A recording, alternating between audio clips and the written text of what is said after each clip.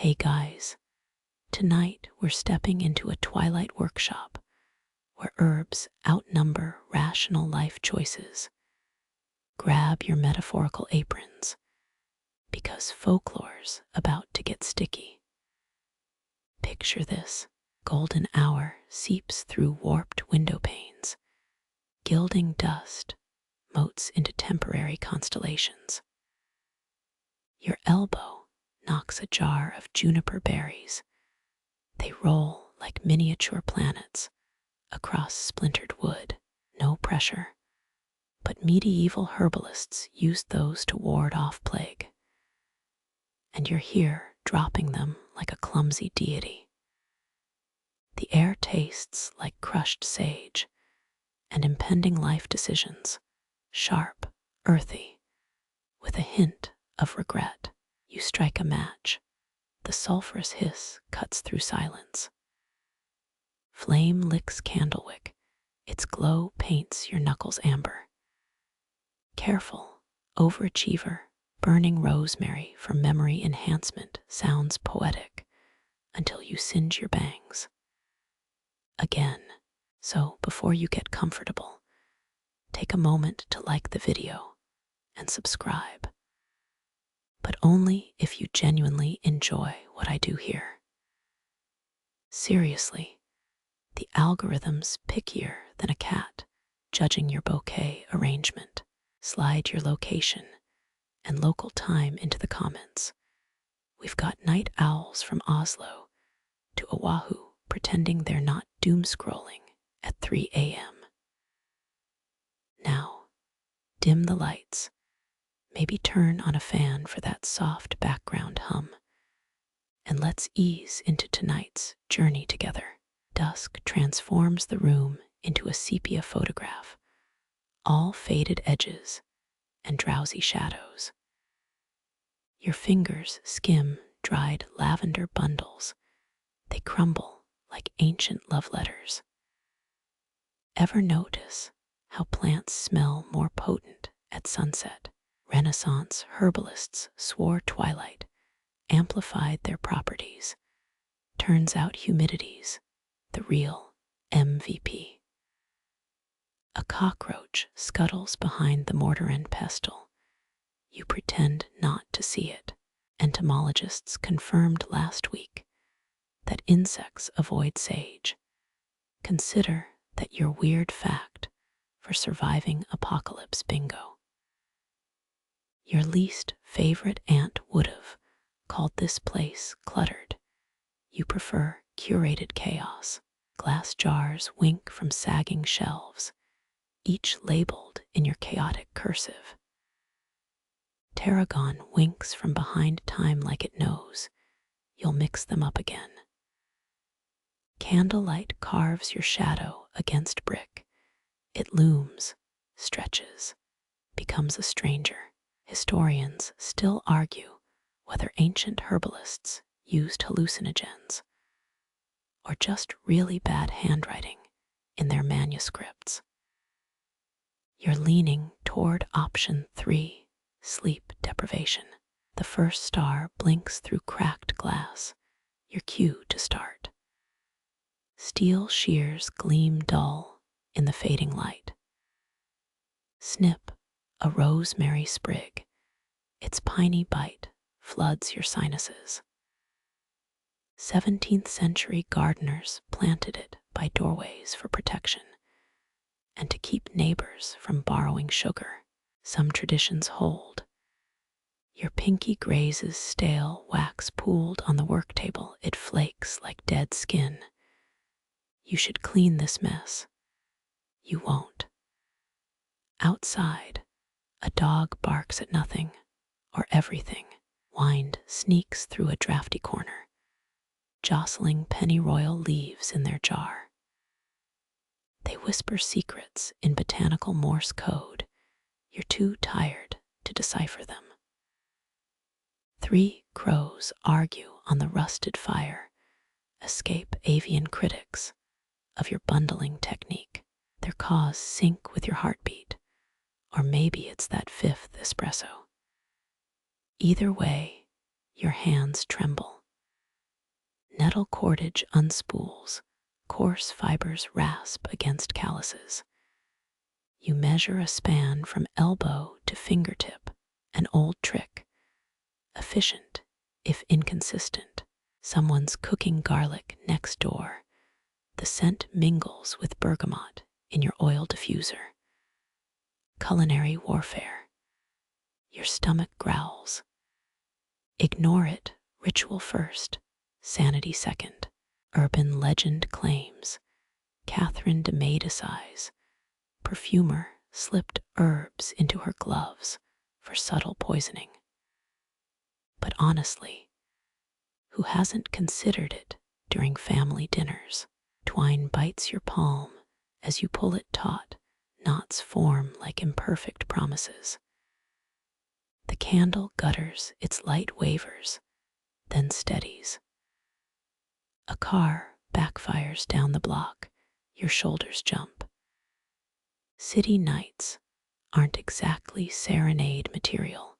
Half the jars need refilling, their contents shriveled like forgotten resolutions.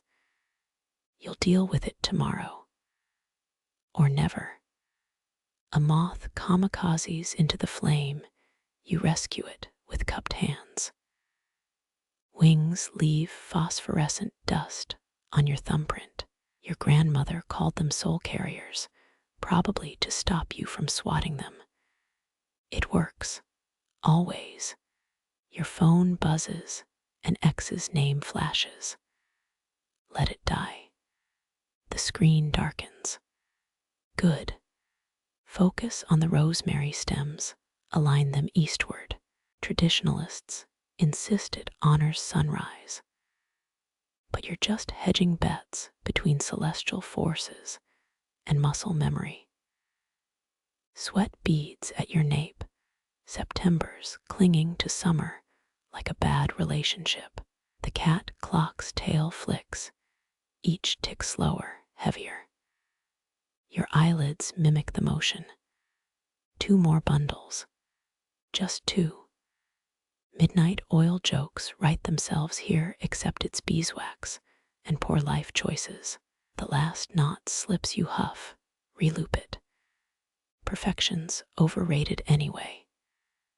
Wind chimes clatter, a storm brews beyond the city's glow.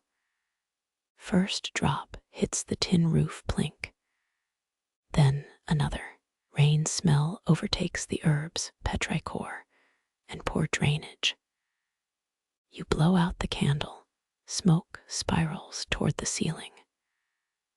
The room sighs into darkness, or maybe that's you.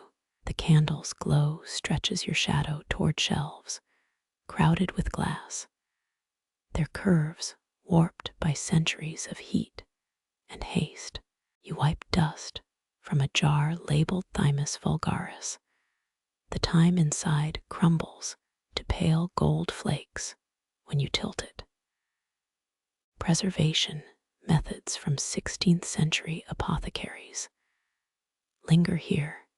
Sun-pickled glass, corks stuffed with beeswax. But you're pretty sure those guys never stored rosemary next to half a peppermint candy cane. A mislabeled jar winks from the back. Someone scrawled dragon's blood in shaky script. But the powder inside's just dried beetroot from old man Havel's prank phase. Historians still argue whether medieval herbalists prioritized medicine over ritual. Your calloused palms know better. Every scoop of chamomile quiets wartime insomnia. Every lungful of mugwort invites visions even skeptics can't shrug off.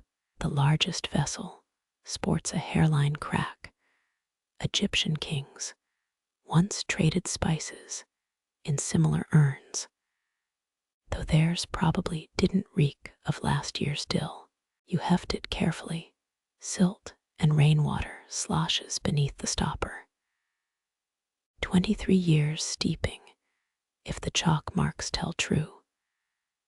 Tinctures this ancient could calm a berserker, or pickle your liver if measured wrong. Cinnamon sticks snap like brittle bones as you sort them. Your teacher swore the Romans chewed thyme before battle. Turns out garlic worked better against infections. Still, you hum their marching songs while grinding leaves. Bronze Age rhythms sync with the mortar's scrape. Something shifts in the corner. A jar's film lid pings loose, releasing vapors that taste like burnt licorice. You douse it with salt alchemy 101, though legend says Arab perfumers trapped gin in glass this way. Doubtful, but you whisper a greeting anyway. Manners cost nothing. Plantain salve numbs the cut on your thumb, your 8th injury this week. Courtesy of a rosehip stems grudging yield. Glass clinks as you reach for blue vervain. Its label quotes Paracelsus. Magic is the wisdom of the exhausted. You'd add, and the stubborn, if your pen weren't clogged with resin. The last jar holds ghost peppers dried to paper, handle with gloves, unless you want fire-sharp regrets. Aztec messengers ate these before sprinting mountain trails. Your attempt last Tuesday left you hiccuping in the rain barrel. Their sweat probably didn't reek of goat milk, antacid. Damp wind sneaks through the window. Rose petals flutter into your hair. You secure the shutters with a rusted hinge. 3 cobwebs drift free. Your grandmother called them loom of the fates when you were 6. Now they're just proof you've neglected dusting since March.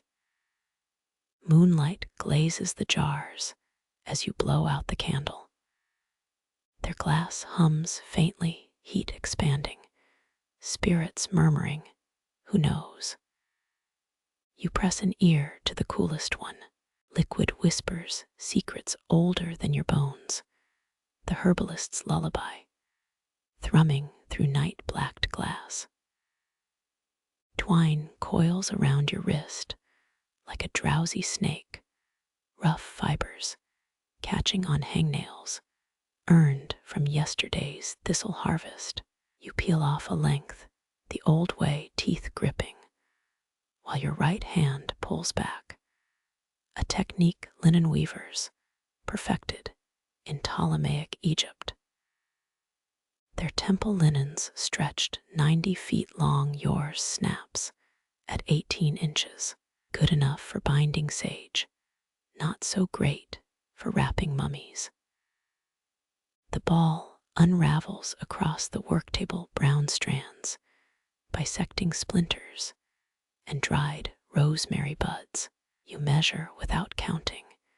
Your palm knows the span between wrist crease and middle fingertip. Historians still argue whether medieval binders used numerology in their lengths. You just know 9 inches burns better during blessings. Something about single-digit flames. Hemp whispers through your grip, coarse enough to scar if jerked too fast. Vikings twisted similar threads for rigging. You imagine their calluses matched yours, though they probably didn't hum ABBA tunes while splicing rope. Old habit, your college roommate blasted Dancing Queen during all-night study sessions. Now the melody weaves through every knot. A splinter embeds itself beside your thumbnail. You suck the sting away. Saliva's not sterile, but Hildegard of Bingen swore spit cured warts.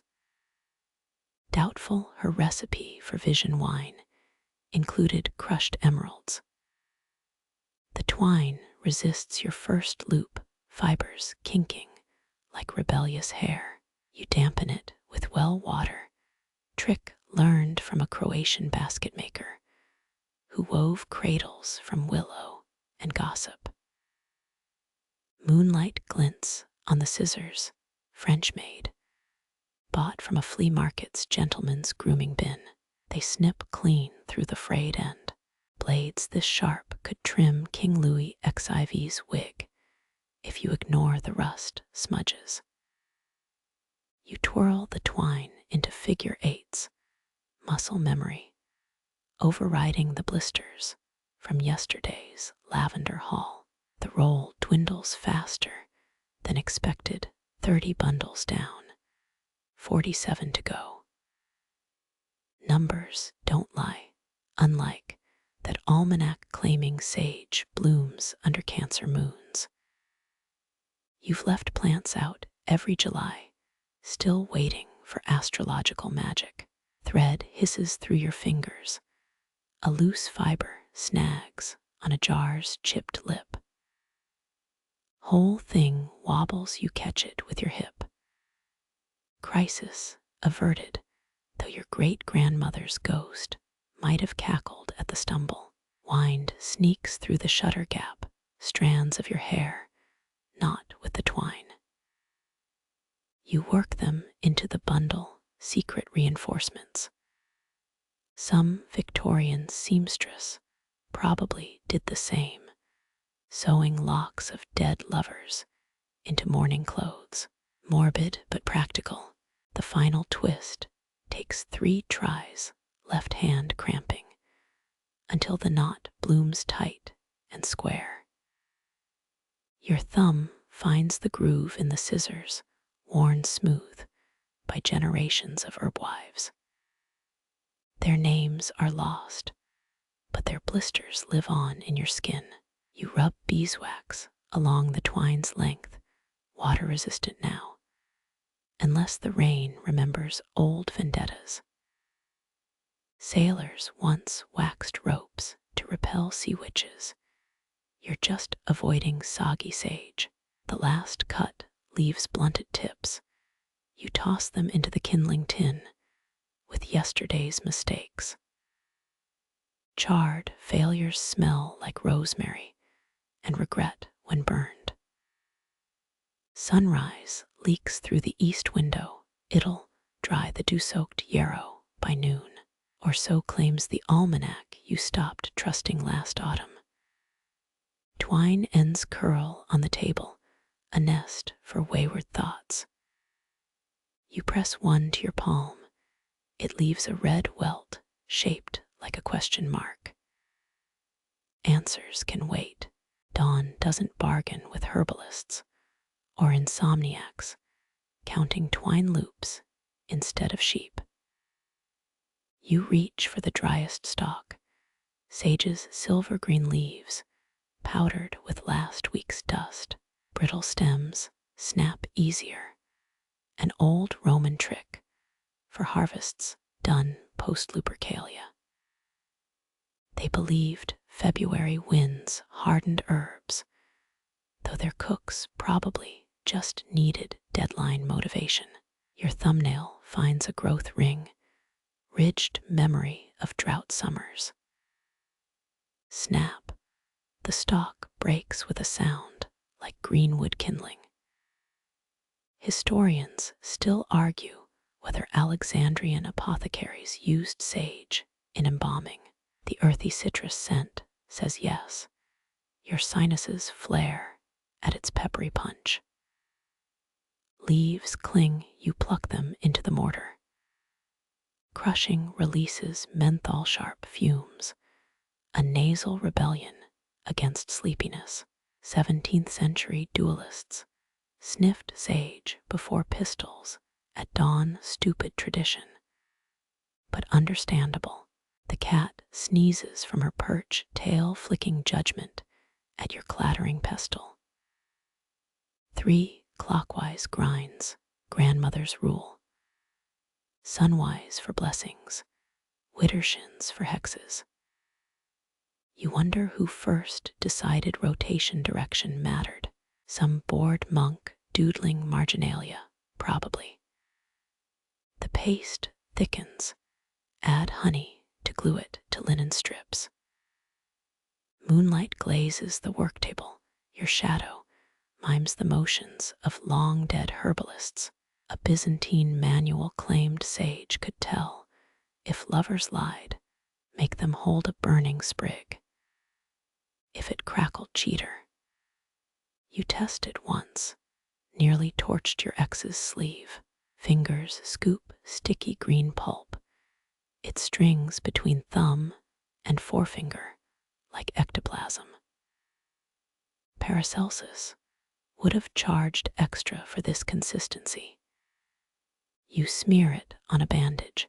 Dried nettle rash still stings your forearm. The first bundle takes shape. Sage core wrapped in honeyed linen. You tie it with yesterday's twine. Knots triple tight against winter damp. Tudor plague doctors wore similar sachets, their beaks stuffed with cloves and arrogance. Bet theirs didn't smell half as sharp. A leaf escapes, floats toward the cooling brazier. Smoke curls into something like letters, maybe Arabic script. Scholars decoded similar visions in Avicenna's notes. His fumigations, probably just bad ventilation. You wave it away. The Etsy resellers start at $70 for burnt herb readings. Floorboards creak, draft, or dead herbalists checking your work. Your great-aunt swore their ghosts judged uneven bundles. She also married a tulip speculator, not the best arbiter of life choices. Heat pricks your eyelids, too many hours hunched. You rub them. Sage oils ignite a phantom campfire in your retinas. Ottoman coffee houses burned sage for focus. Their chess masters moving pawns through rosemary-scented haze. Your checkmate. Bed. The bundle hangs crooked, you straighten it. Perfection's overrated. Those Medicis probably had lopsided herb cabinets too. You blow ash from the desk. It coats a spider web, turning dewdrops into dangling pearls. Dawn's first bird squawks tailors hours. Your fingers slow, palm reader lines stained jade from sap. One more bundle. The sage whispers nothing useful, just old dirt and stubborn hope. Moonlight bleaches the drying racks to bone white, their crossbeams etched with 47 days dust. You wipe a finger through the powder. It coats your skin like powdered wig residue. Tudor herbalists wore those itchy things, probably why they sold so many headache cures. Pale shafts cut through time bundles. Their shadows finger paint the wall. A draft sneaks in ghostly silhouette sway, as if dancing to silent lutes. You count them twice. 19 bundles lean east, 28 slump west. Alignment matters. Ask any Byzantine sailor steering by crooked stars. Your knuckle brushes a dangling sage stem. Its leaves rattle like snake warnings. Desert tribes used similar noises to ward off evil. Hung dried sage in doorway arches. Whether it worked depends if you fear scorpions more than bad luck. The racks creak, a symphony of hemp cord and rebellion. You tighten a slack line, knots biting into your palm. This chore never ends. Herodotus complained about Egyptian king's linen preservation teams. Bet they bitched about drafty pyramid corridors, too. 47 days since the autumn equinox harvest, you mark the tally in air. Fingertip trails through dust motes. They swirl like miniature galaxies. Renaissance perfumers timed distillations to moon phases, claiming full moonlight brewed stronger oils. You suspect they just partied under brighter skies. A bundle tilts, its twine unraveling one stubborn strand. You catch it. Sage leaves dust your collar like dandruff from a forest spirit. Medieval scribes wrote about herb sprites, probably just pollen allergies, hallucinated in dusty scriptoria. Moon glow seeps into the mortar's cracks, silver filling old wounds. You trace them, each chip from pestle strikes and decades of haste. Historians still argue whether Egyptian embalmers used sage in mummification. The scrolls are vague, but your stained fingers vote yes. Wind pokes through shutters, hanging stems click like counting beads. Your breath sinks, inhaling rosemary's pine-sharp sigh. Tudor apothecaries swore north-facing herbs cured melancholy. You position a drooping bundle accordingly. Can't hurt, right? The cat leaps, claws snag a low-hanging mint sprig. She drags it like conquered prey, tail flicking victory. You salvage the remains, 3 leaves left. 16th century French chefs would have dueled over such theft. Their recipes specified cat unmolested mint, allegedly. Dust motes swarm a moonbeam, temporary constellations above your head. You name one sneeze nebula, a joke lost on the empty room. Pompeii's herb sellers displayed drying racks in frescoes, marketing as eternal as volcanic ash. Your shadow stretches, merging with rack crossbars into a twisted sundial. If it told real time, you'd be 3 hours past sensible bed hours. Moon jellyfish, herbs sway, their tentacles grazing your forehead.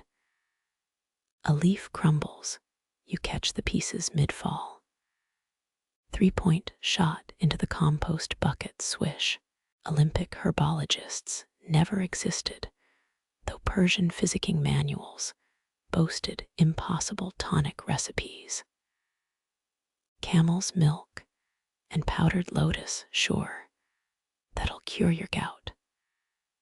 The northernmost rack groans, its leg splintering from damp. You prop it with a Malleus Maleficarum tome, ironic support for healing herbs. Inquisitors burned sage to smoke to detect witches. Guess everyone's a critic. Light fades, clouds eat the moon. You light a stubby candle, wick sputtering protest. Shadows shrink, huddle beneath racks like chastised children. Dutch still life painters lied. Their herb bouquets never showed wilted stems or spider mites. Fingers numb, you rub them against wool skirts. Static clings, sage dust, your hands glow faintly lunar. The cat watches, eyes reflecting twin harvest moons. Maybe those Egyptian kings felt this, half mummified by ritual and resinous air. 47 days whisper through drying leaves, a countdown to spring's first trade. You snap a brittle stem, its crack echoes through rafters. Tomorrow's problem for now, let moonlight paint lies of perfection. Candlelight warps the racks into funhouse mirrors. Each bundle's shadow a stretched giant. You rotate a sage stem, its wiry tip points west. Not today, Satan. East means sunrise alignment. Ask any Venetian spice trader from the 15th century. Their caravans faced peppercorns toward Mecca. Believed stronger prophets grew from sacred angles. Twine bites your thumb as you wrestle the stem. It's rebellion against geometry. It's like convincing a cat to bathe. Sulfur-tinged wax pools. The wick drowns with a hiss. You relight it. Smoke curls in a question mark. When all else fails, blame drafts, the real enemy of herb drying. 3 bundles droop northward, their leaves crispier than an overbaked biscuit.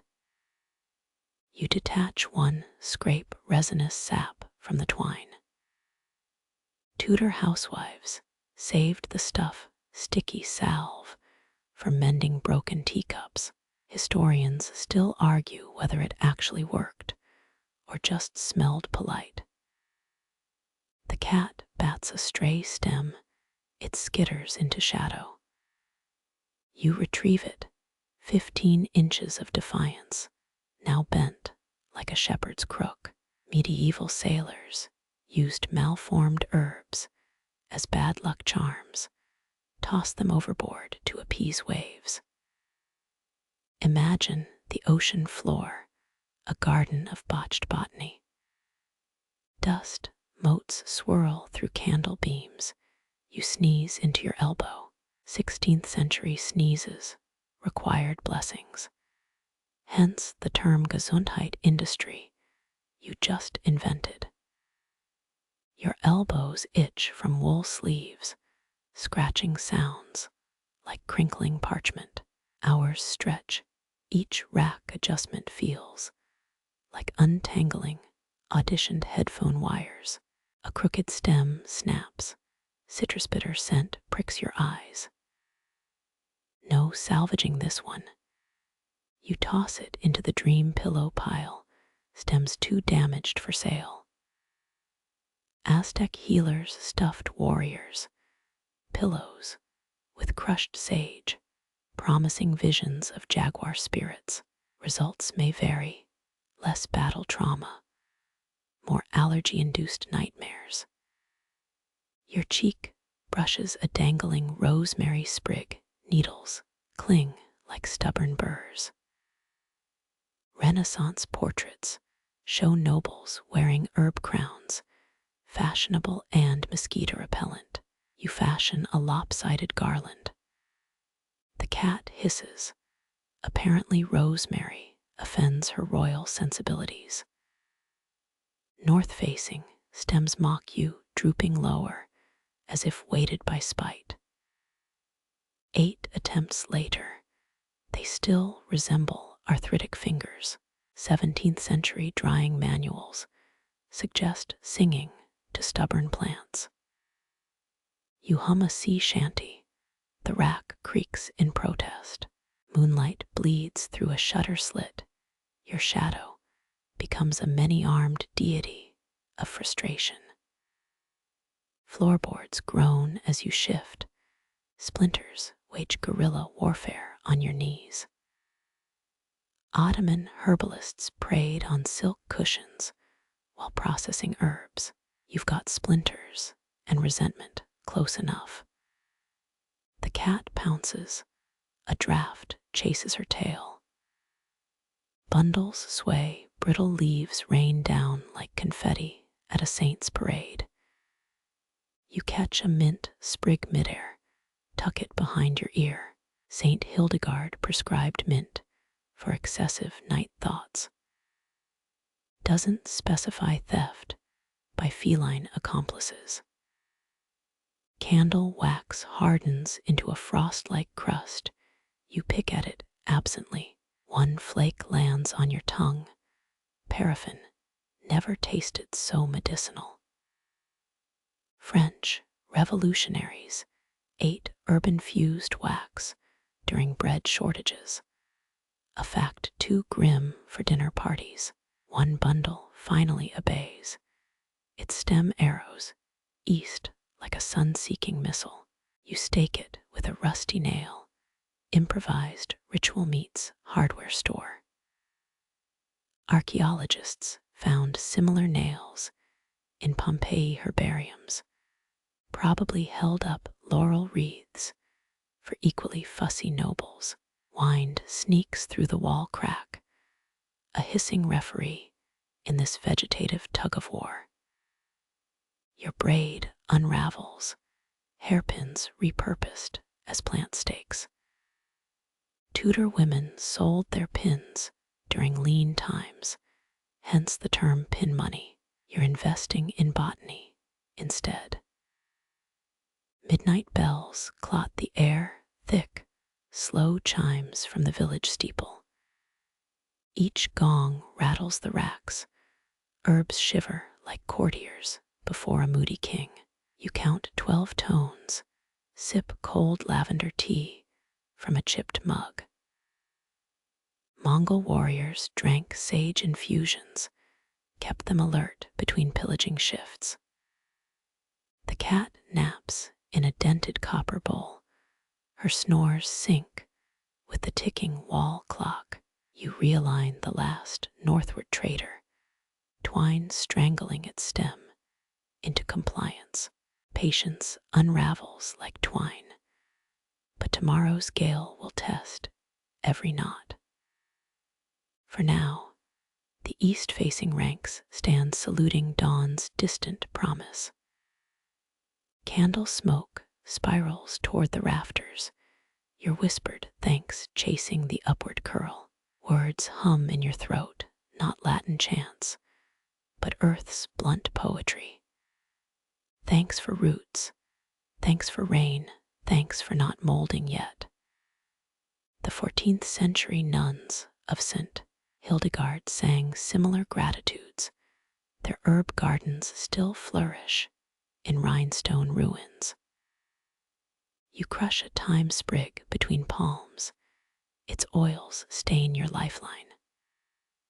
Cat fur clings to the mortar, flecks of gold in gray paste. Medieval scribes used cat hair brushes for illuminated manuscripts. A tidbit their allergy-prone apprentices likely hated. Twine wrappers litter the floor. You kick one into the brazier. Sparks rise like drunk fireflies. Let's not burn down the workshop. You mutter, sage bundles rustle in agreement. Archaeologists debate whether Viking herbalists actually worshipped Thor or just appreciated his talent for rain-making.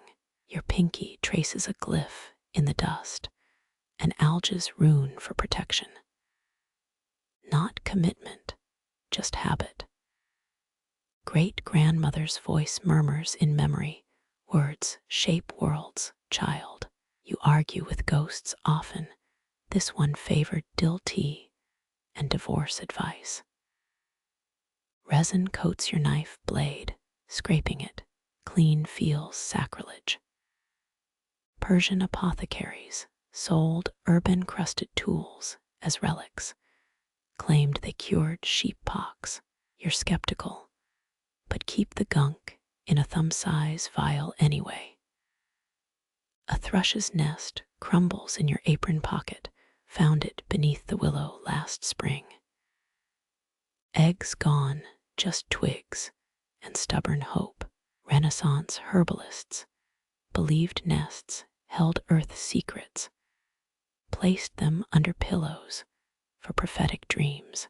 Yours collects lint and broken buckles. The cat bats a dried rosebud. It rolls into an offering bowl. You retrieve it, petals shed like antique confetti. 16th century French lovers brew rosehip potions, guaranteed to soften even marble hearts. You pocket the bud, potential ammunition for next market day. Your knuckles wrap the workbench, 3 quick taps. Old habit, like saluting the wood's ghost. Ancient Egyptians stirred healing brews with ostrich feathers, a fact you'll share with 0 living souls. The ritual feels right, even if the royals had better accessories. Dust coats your tongue. You swig cold mint tea to drown it. Tudor midwives steeped mint in brandy, called it truth serum for birthing chambers. You call it Tuesday. Shadows jitter on the walls, the dying candle's death throes. You light a new one, sulfur stings your sinuses. 8th century Chinese alchemists tracked flame colors to predict harvests. Tonight's amber flicker suggests pending exhaustion. A birch leaf drifts from the ceiling, crisp relic of last autumn. You tuck it into the maybe useful jar beside mouse bones and a broken sextant. Pre-Incan healers ground birch into poultices for soul bruises. Historians still parse whether that meant grief or actual contusions. Wind whistles through the shutter crack, a discordant note in your half-hearted incantation. Your voice falters, embarrassed by its own earnestness. Gratitude feels performative tonight, like reciting recipes to an empty hearth. The cat leaps onto your shoulders, claws pricking through wool. You hiss, she purrs, an impasse. Mayan priests wore jaguar pelts during harvest prayers. Your version lacks both majesty and adequate padding. Your stomach growls. The sound echoes off clay pots. You toss a lavender head into your mouth, bitter punctuation to hunger pangs. Victorian ladies nibbled bergamot to stave off hysterical appetites. You're just impatient for rye bread and self-respect. A splinter embeds in your thumb. You suck blood before it stains the twine. Babylonian scribes inked agreements with urban-fused blood, contracts sealed by rosemary and regret. Yours is a silent pact with clumsiness. Fog seeps under the door, its fingers steal the workshop's warmth. You stamp your boots, rhythm syncopated, off-kilter. Benedictine monks chanted the liturgy of hours to speed herb drying. You've got flat soles and determination. The final thank you sticks in your throat, a too dry pellet of obligation. Crusaders carried sage to mask the stench of unwashed armor. You carry hereditary guilt for drowned houseplants. Moonlight pries open the shutters. Your shadow stretches gaunt across the floor. Tomorrow's tasks loom, stoke the kiln, refill tincture vials, apologize to the thyme bush you've overharvested. For now, breath steadies, incense thickens, gratitude becomes a habit, not a hymn. The cat steals your last sage stem, darts into the night with her trophy. You let her go, the earth reclaims in wilder ways, paws skitter across oak planks. The cat's midnight dance rattles jars of valerian root. You fumble the twine, it unspools toward a puddle of candle wax. Laughter escapes before you can swallow it, sharp and startled, a sound foreign to your night-strained throat. Egyptian herbalists etched cat deities into healing talismans. Their hieroglyphs praise feline grace as divine medicine. You'd settle for fewer claw marks in your work table. She circles your ankles, a shadow with purrs that vibrate the floorboards. Your kneecap knocks against the drying rack. Sage bundles sway like hanged men. Historians still argue whether Viking tide mothers used cat-shaped bells to ward off rot spirits. You're more concerned with salvaging the lavender. A paw bats your dangling apron string, playful, persistent. You crouch, palms open, offering crushed catnip from yesterday's foraging. She sniffs, sneezes, then headbutts your wrist. Medieval monks, allegedly trained cats to guard monastery herb gardens. The records don't mention the compensation in belly rubs. Twine tangles around your boot. You yank free, toppling a jar of chamomile buds. They scatter like lost coins, roll beneath the rocker, where great Aunt Enid once nursed her arthritis. The cat pounces, her silhouette becomes a ink blot against moonlit floorboards. Pre-Incan texts describe sunset hunters who brewed feline saliva into truth serums. Tonight's batch stays untested. You sprawl on the rug spine, protesting after hours bent over stems. She claims your lap as territory, claws kneading wool into holy relics. Your fingers find the groove between her ears, that sweet spot scribes compared to pressing temple sigils. Renaissance botanists debated whether cats purred in musical keys, C minor for hunger, G major for contentment. This one oscillates between B flat and existential dread. Wind moans through the shutters, she tenses, pupils swallowing amber irises. You scratch her jaw, feel the rumble intensify. Protector of pharaohs, you mock, voice raspy from disuse. Scourge of mice, she nips your thumb, draws a bead of blood precise as a ritual pinprick. Your stomach growls, the cat's ears flick backward. You toss a rosemary sprig, watch her bat it beneath the compost bin. Tudor kitchen maids stuffed cats into oven alcoves to invite luck. You're just inviting fewer rodent guests in your grain sacks. Moonlight paints her fur silver, a shapeshifter's borrowed cloak. You squint for a breath. She's not a cat at all. A lynx, a sphinx, a fire drake's runt. Then she licks her butt with cosmic focus. The illusion shatters. 17th century French alchemists wrote entire bestiaries about such moments, often while drunk on absinthe and regret.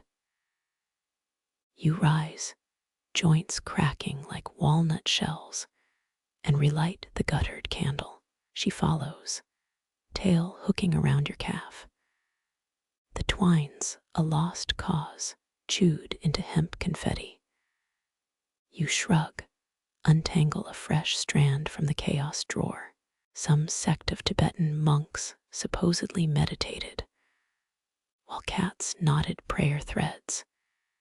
Historians remain divided on whether this was enlightenment or a prank. Her paw swipes at the twine. You dangle it like a pendulum. She leaps a black comet and sends the inkpot flying. Indigo pools around Saint, expedites chipped figurine, patron saint of procrastinators. Irony bleeds into the woodgrain. You mop up the mess, with yesterday's herb labels words blurring into Rorschach stains. The cat watches, tail twitching, as if grading your technique. Carthaginian healers used feline gaze as a diagnostic tool, claimed those golden eyes could spot liver ailments. Yours spots the last fig in your pocket. She's already plotting the heist. Laughter comes easier now, thin but genuine. You surrender the fruit, she devours it, seeds dotting her whiskers like miniature stars. Your grandmother's voice surfaces. Animals teach what words cannot. You argue she just wants your dinner. A distant bell tolls once, twice, the baker's signal for dawn's first batch. The cat yawns, showing teeth like bone needles, and retreats to her nest of stolen scarves. You sweep chamomile husks into the offering bowl, a compromise between cleanup and ritual. Weariness arrives as a slow tide, knees buckling, lids sagging. She curls in the crook of your arm, a warm, vibrating paperweight. Byzantine texts describe cats as dream weavers, their purrs bending sleep's fabric. You drift, half convinced, until her claws dig into your bicep for balance. The indigo twine bites your palm, a rough kiss compared to mother's scarlet threads. Memory bleeds through the sting, her chapped hands moving through smoke, tucking stems into crimson coils. Scholars trace red binding cords back to Byzantine prayer ropes, yours, snagged on chicken wire and arguments. You fumble the knot. Indigo dye stains your cuticle, a rebellion in slow bloom. Her voice surfaces through moth-eaten years. Red wards off restless spirits. You'd scoffed, 12 years old and knee-deep in skepticism. Now you wonder if she chose it to match your father's army sash, the one buried with him at Vimy Ridge. Historians still argue whether color symbolism in herbcraft stemmed from practicality or poetry was read cheaper, bloodier. A warning to pests. You cinch the bundle tighter, twine hisses against sage. Mother used shears with ivory handles, stolen from a Cairo market in 1923. Yours are nickel-plated, purchased last spring from a hardware store. The snip sounds the same. A splinter pierces your thumb. You suck iron and earth from the wound. She'd spit on plant and leaves, mash them into poultices with eerie precision. Renaissance dyers allegedly used fermented urine to fix indigo hues. You'll stick with vinegar. The cat bats a loose stem. Its trajectory mirrors the one you threw at your brother during that long August drought. Wind rattles the window pane. Her ghost leans into the draft. Too loose, she'd mutter, eyeing your lopsided bundle. Stems rebel if you're timid. You tighten the twist, feel sage veins snap in surrender. Dust motes swarm the lantern light, 1,000 floating archives. She hated sleeves brushing herbs, rolled them past bony elbows. You mimic the motion, fabric rasps like parchment. Ottoman midwives wrapped birth herbs in red thread, claimed it echoed womb lines. Mother never explained her reasons, just nodded faster when asked. Your fourth bundle wobbles, a drunkard's posture. She'd dismantle it without comment, calloused fingers moving like truth. At 9, you'd hidden under the work table, watched her unravel your first attempt strand by strand. Now you do it yourself. No witnesses but the cat. Indigo dye costs 17 coppers. A spool, red, was half price at the milliner's.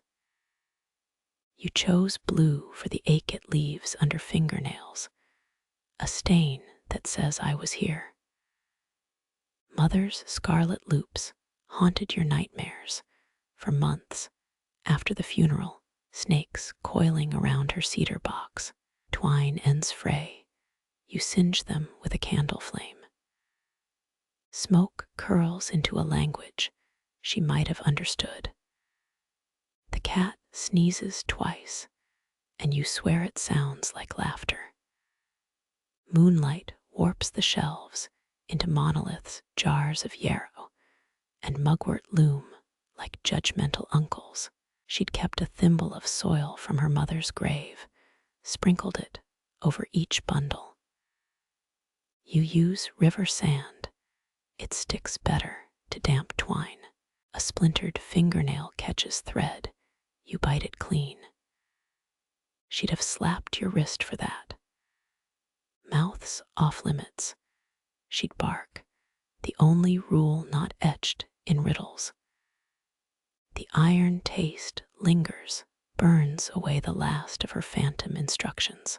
Your 20th bundle aligns with the windowsill crack, the one she called east enough. Dawn yawns beyond the glass pale fingers, prying at night's edge. Indigo knots blur into bruises. You blink hard, reknit the world stitch by stitch. The cat drags a half-chewed sprig into your lap, a peace offering or grievance. You knot it into the final bundle. Its crooked stem juts like a broken thumb. She'd have discarded it. Perfection mattered more than mercy. You tuck it beside the others. Let the night decide what's flawed enough to burn. Dye stains map your palms, a sailor's chart of indigo tides. You press them to the cool glass. Watch fingerprints glow like cave paintings. 15 years since her hands shaped yours around a stalk of sage. 15 years since you realized threads outlast the hands that twist them. Wind shifts, her shadow dissolves into the candle's guttering breath. You knot the last bundle with your eyes closed fingers, navigating memory's blueprint. The twine holds. Crickets click their metronome legs. Your lungs expand for 6 heartbeats before exhaling 8. The math isn't exact, but precision died with pocket watches. Each breath tugs twine, each knot sinks to insect chorus. 5 bundles hang, half-moon approval hums through the floorboards. You learned in school that Tang Dynasty nobles kept crickets in golden cages, living musical boxes for sleepless nights. Yours cost nothing, wild tenors wedged between floor cracks. Their rhythm stays truer than your pendulum clock, stopped last Tuesday at half past regret. A chirp stutters your fingers, pause mid-twist. One cricket's missing a beat, battle damage, or bad romance. You inhale anyway, counting syllables like wartime Morse code. Legend claims Appalachian farmers timed frosts by cricket chirps.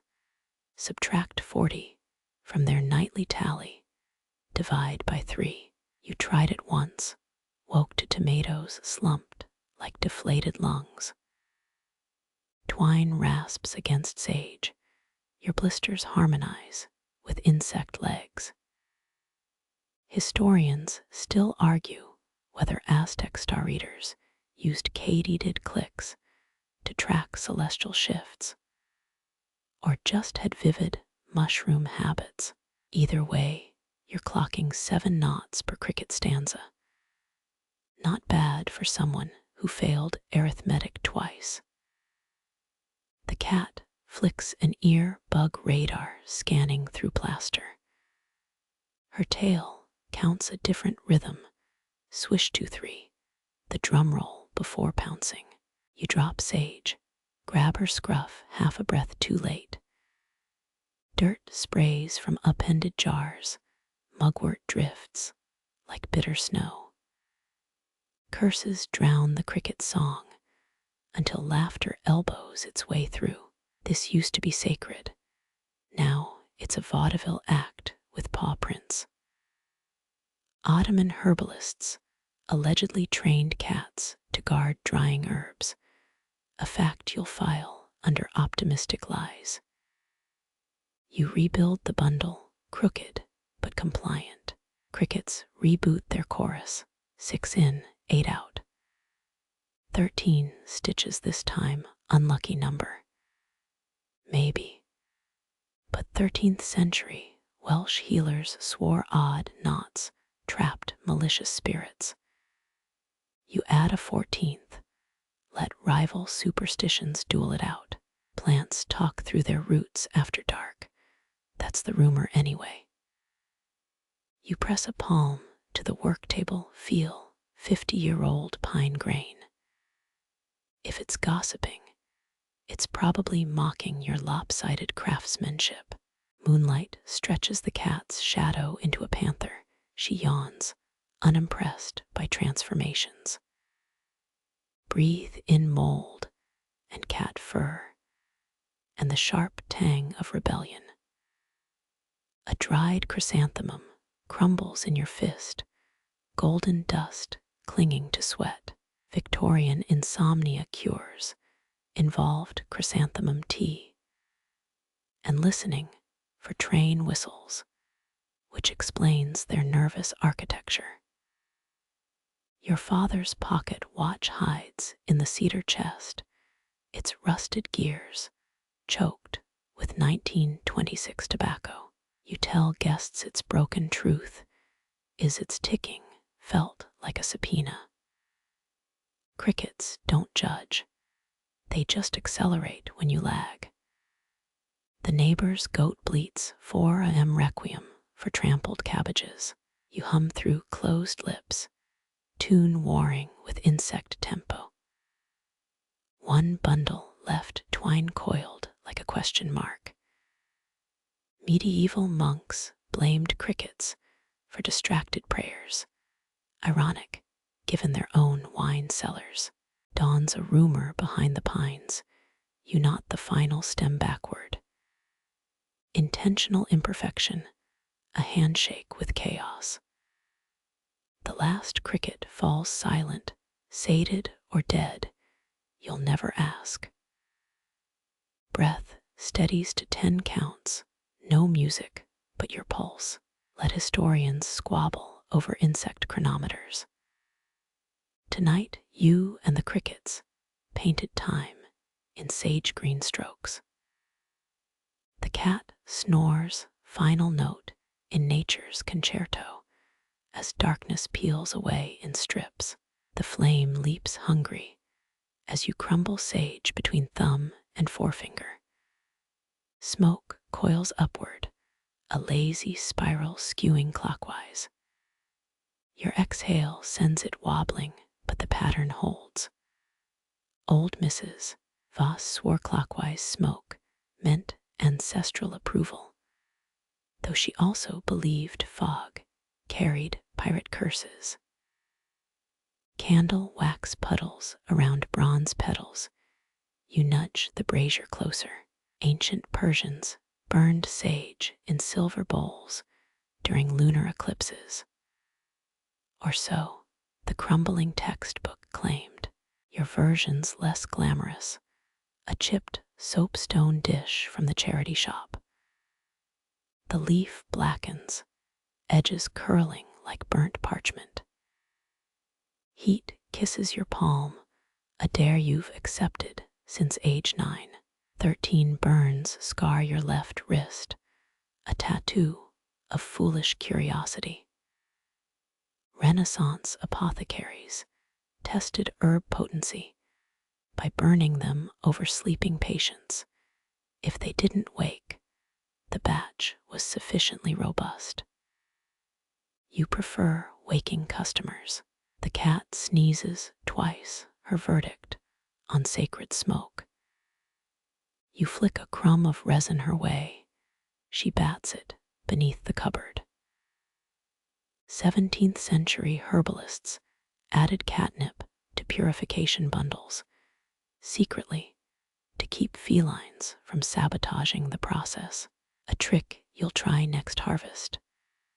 Smoke thickens, dancing in double helixes now.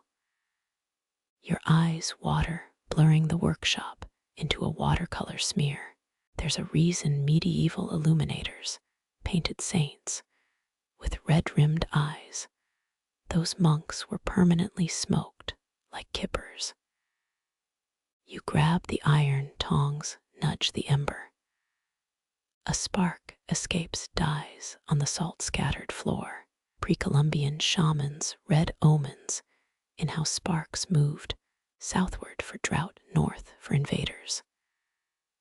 Yours head northeast, a direction nobody bothered to codify. The flame gutters out, leaving a worm of gray ash. You pinch it, still warm, and rub it between fingertips. Gritty like beach sand after a campfire. Victorian pharmacists sold ash-infused tonics for hysterical women, marketing genius. If you ignore the arsenic undertones, moonlight sliced through the shutters, half illuminating your notes. Scribbles crowd the margins, drawings of smoke patterns, dates, weather codes. Historians still argue whether 15th century Spanish inquisitors burned herbs to mask torture stench, or genuinely thought rosemary smoke purified souls. Both, probably. The cat leaps onto the table tail, smearing your ash lines. You toss her a licorice root, distraction tactics, perfected through 3 ruined batches. Aztec herbalists used licorice to sweeten prophecy rituals. Easier to swallow bad omens that way. A draft riffles your notes. Pages flutter like panicked doves. You weight them with a hagstone, its center hole fogged with resin. 18th century sailors peered through such stones to spot witchcraft. You use yours to find lost pins. The ash won't rinse off, staining your cuticles gunmetal gray. You pick at it, flakes snowing onto the floorboards. Byzantine midwives rubbed birth ashes into newborns' brows, insurance against malicious heirs. You'll settle for soap, and maybe a stiff drink later. Smoke clings to your shirt, a second skin scented with verdict. Pompeii's herbalists perished mid-test, their charcoal-stained bowls, excavated centuries later, still cradling petrified bay leaves. Mortality whispers through your workshop. You light another candle defiant. The brazier cools, its soapstone belly slick with resin. You scrape it with a butter knife, metal screeching. Sound doesn't affect potency, but your ears demand mercy. Roman senators burned entire sage fields before battles, wasted if you ask their defeated enemies. Pine needles crackle as you sweep the ash circle. They spark briefly, no omen worse than shopkeeping 101. Keep flammable stuff off the floor. Mongol messengers carried smoldering sage bundles in horn pouches, early GPS for crossing featureless steppes. Yours just attracts moths. Dawn licks the horizon pale enough to check the smoke stain on linen. The spiral holds clockwise, confirmed. Good batch, sellable. The insomniac baker gets his bundle gratis. He'll repay you in sourdough and sleep-deprived jokes. You flick the last ash into the garden, a gray snow in July. Persian walnut trees thrive on herb ash, or was that a drunk botanist's claim? Either way, the dandelions seem grateful. The cat coughs up a hairball, topped with a sprig of sage. You salute her partnership sealed in bile and greenery. Maybe the ancients were onto something, or maybe everyone's just winging it. You rub ash into the windowsill alarm system against bad luck or hungry pixies. Candle wax hardens, a miniature mountain range across the table. You snap off a peak, roll it between palms.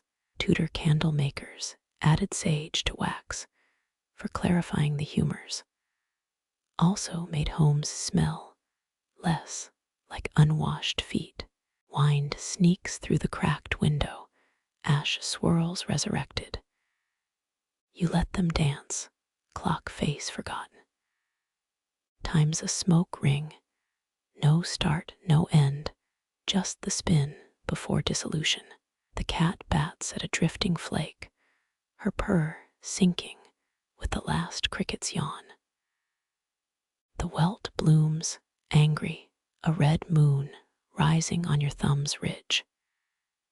You hiss as fabric grazes it. Linen becomes sandpaper against raw skin. 14th century monks wrapped blisters in plantain leaves. A practice your hands mimic before your brain catches up. Green pulp stains the wound, bitter coolness numbs the burn. You press harder, rewarded with a leafy squelch that startles the cat. Historians still debate whether Tudor herbalists infected clients on purpose. Those healing fevers sure lined their pockets. Your nail finds the blister's edge. Temptation thrums like a plucked wire. Pop it, don't pop it. The ancient argument rages. Roman soldiers marched on burst blisters stuffed with wool and honey, which explains their charming battlefield screeches. Plantain juice drips down your wrist, tracing old burn scars. You catch it with your sleeve, ruining cuff number 6 this month. Victorian remedy books suggested rubbing blisters with frog mucus because nothing says healing like amphibian slime. Twilight deepens. The workshop's shadows smear details into charcoal smudges. You fumble for scissors, snipping the leaf into a ragged bandage. 3rd century Chinese texts describe blisters as chi volcanoes, energy eruptions needing careful channeling. Yours just needs a soda. The cat bats at your dangling fingers, claws retracted to velvet pads. You let her sniff the plantain, she recoils with a theatrical gag. Medieval illustrators drew demons with blister-covered skin, coincidence, or sore-handed monks venting through art. Salve oozes through the makeshift dressing, slick and vaguely suspicious. You lick a stray drop, regret it immediately, bitterness clinging to your molars. 18th century street vendors sold miracle blister balm that was mostly lard and pipe ash. Moonlight catches the welt, now purpling like a storm cloud. You flex your thumb, testing the sting. Ottoman scribes perfected a claw grip to avoid desk-induced blisters. Too bad they never invented ergonomic shears. Wind riffles your herb manuals, pages falling open to emergency poultices. You squint at medieval woodcuts, figures wielding leeches like party streamers. Scholars remain divided on whether Mayan healers used blisters to release evil winds, or just enjoyed the drama.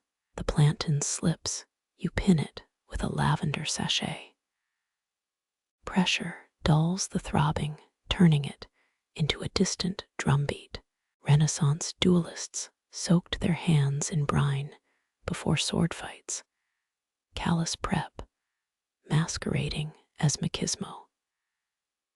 Blisters outrank calluses in the pain hierarchy, a hot take that get you hissed at in any blacksmith's tavern. Your palms tell the story, craters and plateaus, charting years of twine and time. You dunk your hand in the water barrel, shock cooling the burn. Ripples distort your reflection into a puckered gargoyle. 19th century phrenologists claimed callous patterns, revealed personality traits. Yours would scream chronic overnotter. Drying your hand on your apron leaves green streaks, abstract art for the sleep-deprived.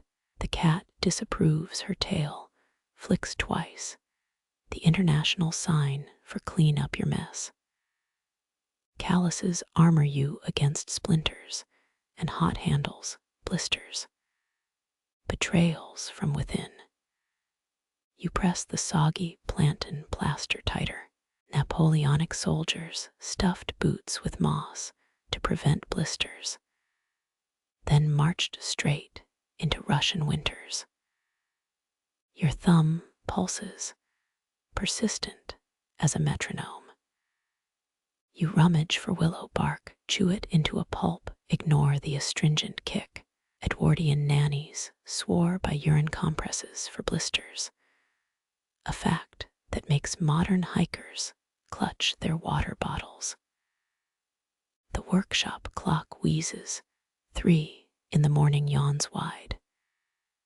You flex your hand, testing mobility.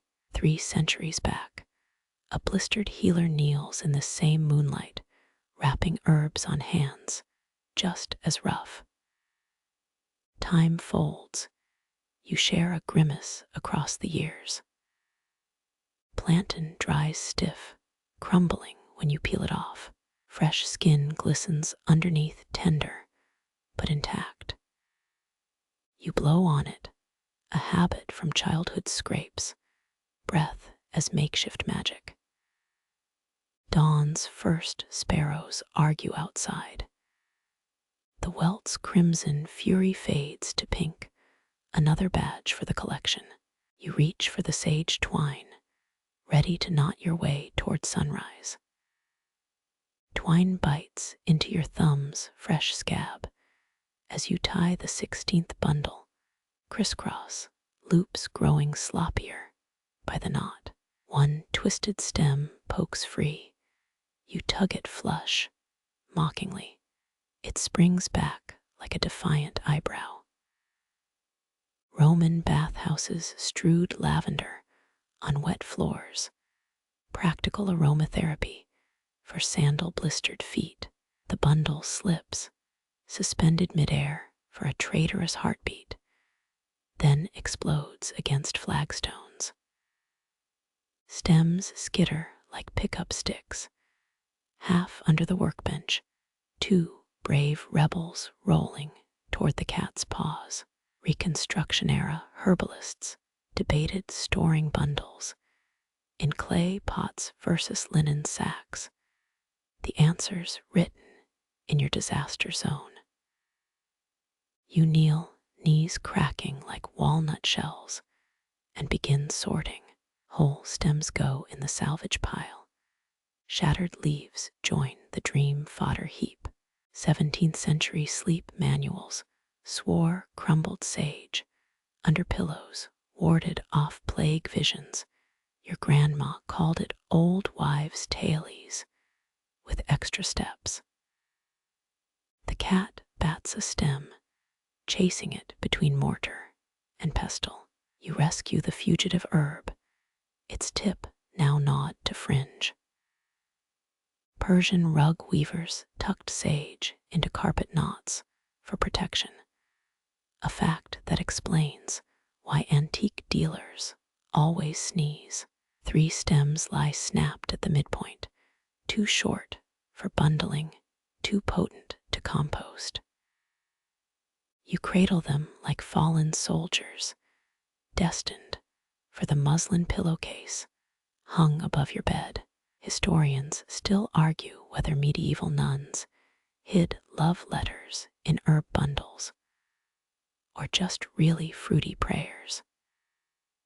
Dust motes swarm your face, a sneeze blossoms, scattering leaves further into shadows. You curse, poetic, inventing hybrid words that make Shakespeare blush. Egyptian dream pillows allegedly used Nile perch oil as binding agent, which explains the mummified cat hair in museum samples. Salvaged sage gets retwined your knots, now triple secure, paranoid overcompensation. The cat watches tail flicking, clearly rating your technique. Tudor herbalists faced execution for botched medicinal bundles, a policy you'd support right now, if not for the whole beheading thing. Broken stems crumble between your fingers. You funnel them into the pillow's gaping mouth. The scent bursts forth, pungent, sharp enough to punch through sleep's thickest curtains. 19th century asylum. Reformers fed patients sage tea to cure hysteria. Results included fewer screams, but legendary indigestion. 1 leaf clings to your collar. You flick it off. It boomerangs back via draft. 18th century wind gauges used weighted sage bundles, crude weather vanes spinning until the stems disintegrated. Your workshop gusts suggest they weren't wrong. The cat pounces on the pillow, bunny kicking it into oblivion. You confiscate your dream aids, now furry and slightly drool damp. Ming Dynasty emperors slept on pillows filled with 7-year-aged sage, a flex that probably caused 7-year neck cramps. Moonlight shifts. Your shadow mocks you with exaggerated tying motions. You throw a stem at it, childish, satisfying. Archaeologists found burnt sage bundles in Pompeii, proof that herbalism outlasts volcanoes and bad real estate choices. Floorboards creak as you rise, body protesting like a rusted hinge. The pillow bulges awkwardly, half sage, half regrets. You'll dream in overdrive tonight, vivid greens and distorted herb gods lecturing you on proper knot tension.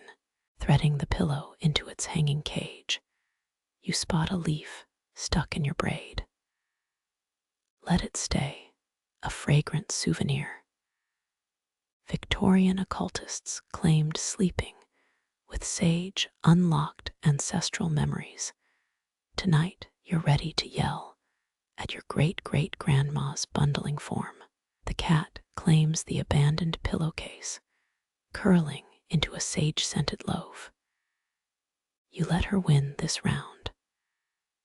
Aztec warriors rubbed sage on spear calluses before battle, a ritual that probably made their enemies sneeze mid-charge. Dawn's first birds heckle outside as you sweep debris. Broken stems collect in the dustpan, destined for tomorrow's incense batch. Medieval scribes spilled more ink debating bundle morality than actual theology, a fact that soothes your perfectionist itch.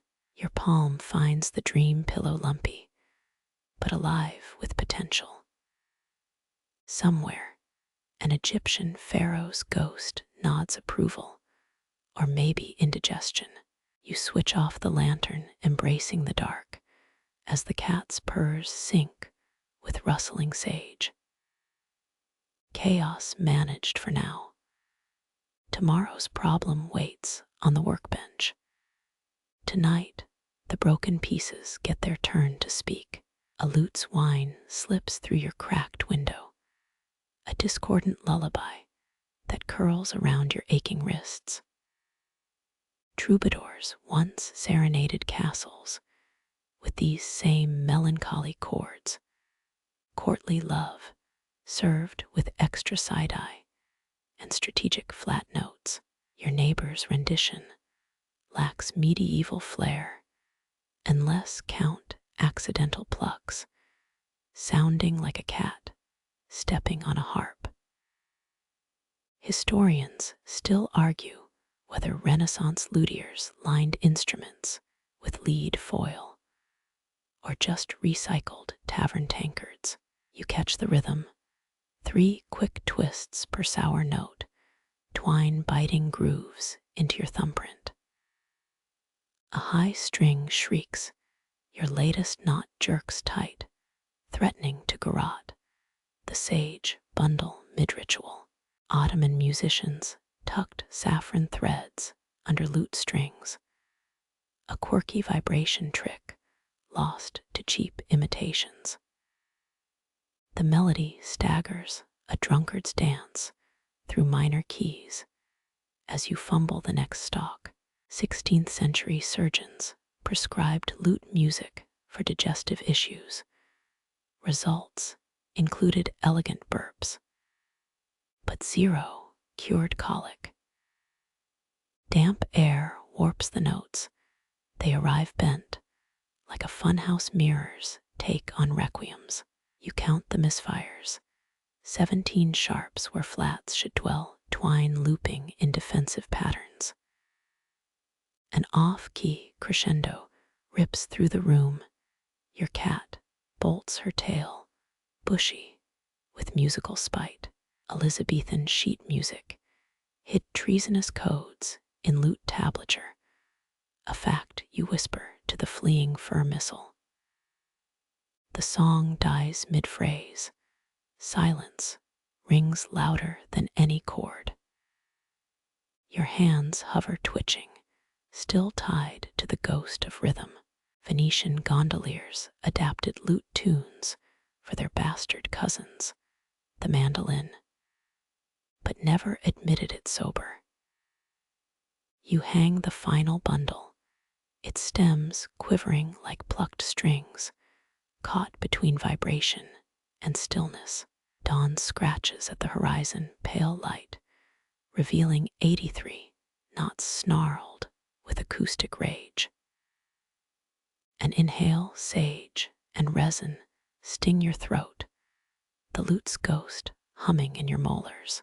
You leave the window open, an offering or threat to whoever picks tonight's playlist.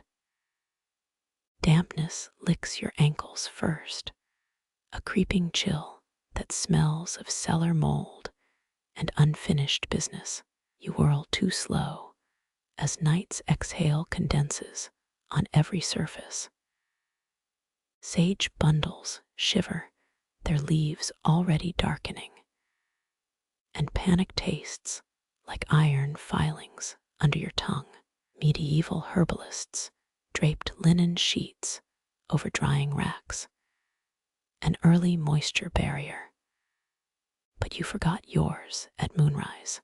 The closest shudder groans, warped wood resisting like a rusty guard dog, its hinges screeching protest notes.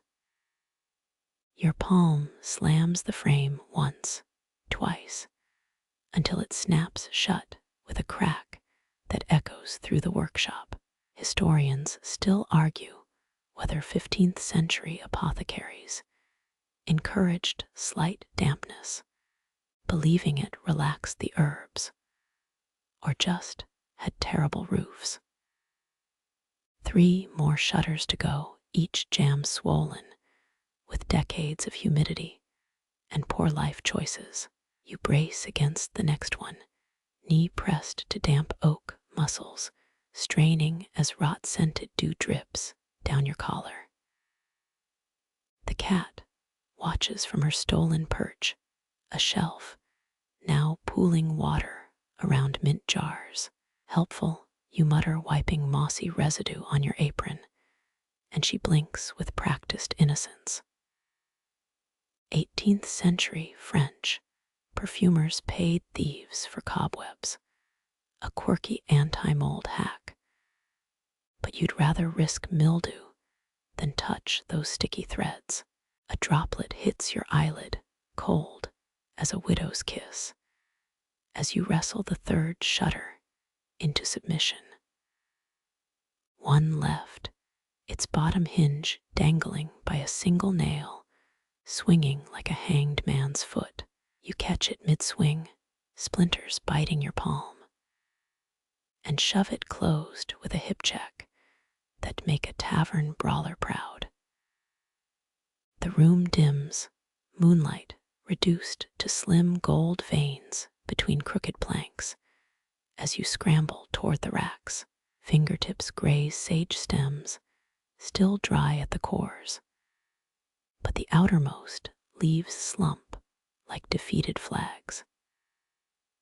Ottoman traders packed herbs with salt-stuffed sachets, each pouch stitched from spider silk. Though you're fresh out of 8-legged collaborators, you peel off the worst casualties, toss them into the dream pillow pile, while the cat bats a fallen leaf toward a puddle. A draft sneaks through the shutters. It carries the neighbors' muttered argument about milk curdling, and you swear under your breath.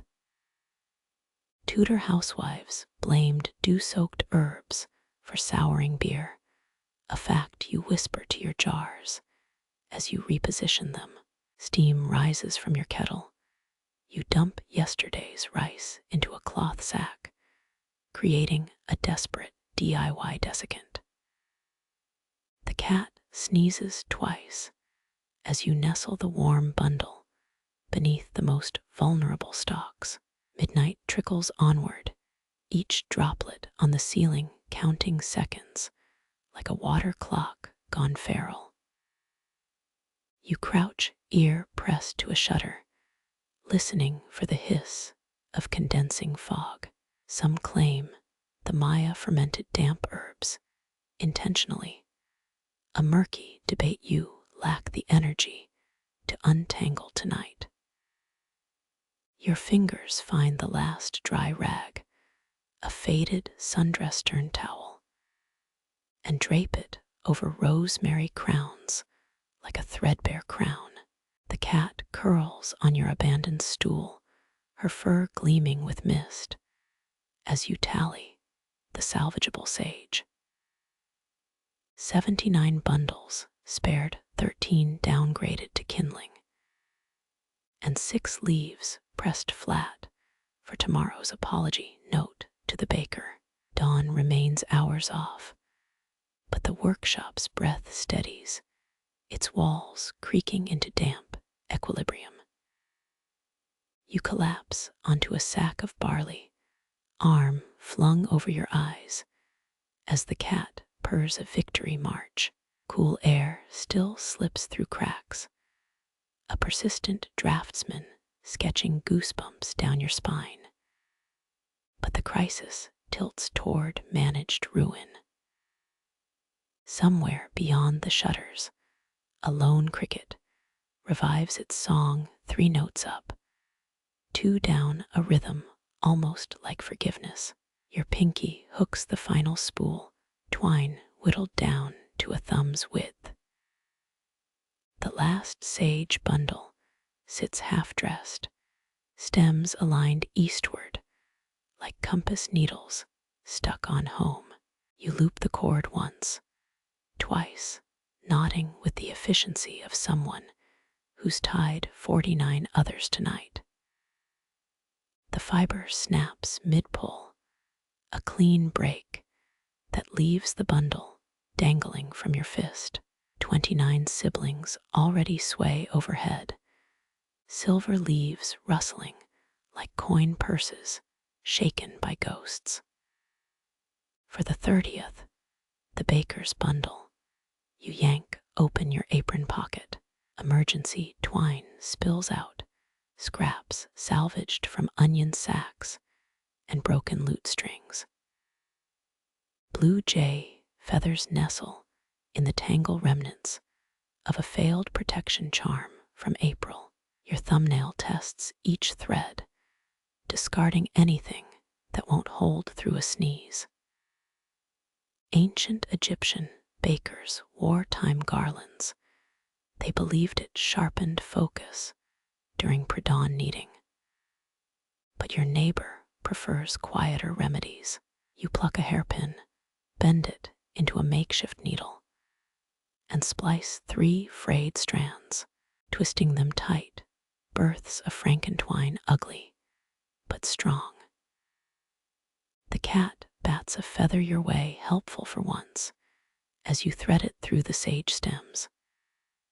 Tudor recipe books swore by lavender-laced dough for tranquil bread, the weather that cured insomnia or just tasted like soap remains contested.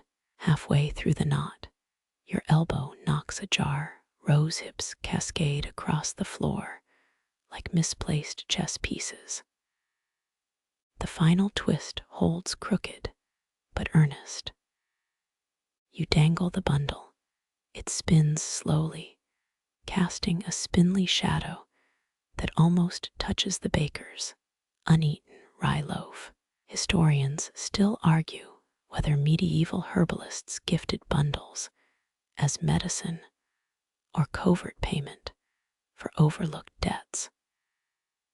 You sniff the leaves, sharp and camphor crisp, before tucking rosemary sprigs into the twine. A 1723 Parisian gossip sheet claimed basil in bread caused riotous dreams. But you'll let the baker decide. Damp linen cracks as you grab yesterday's scrap paper, scribble for the 3 a.m. rolls with a charcoal stub.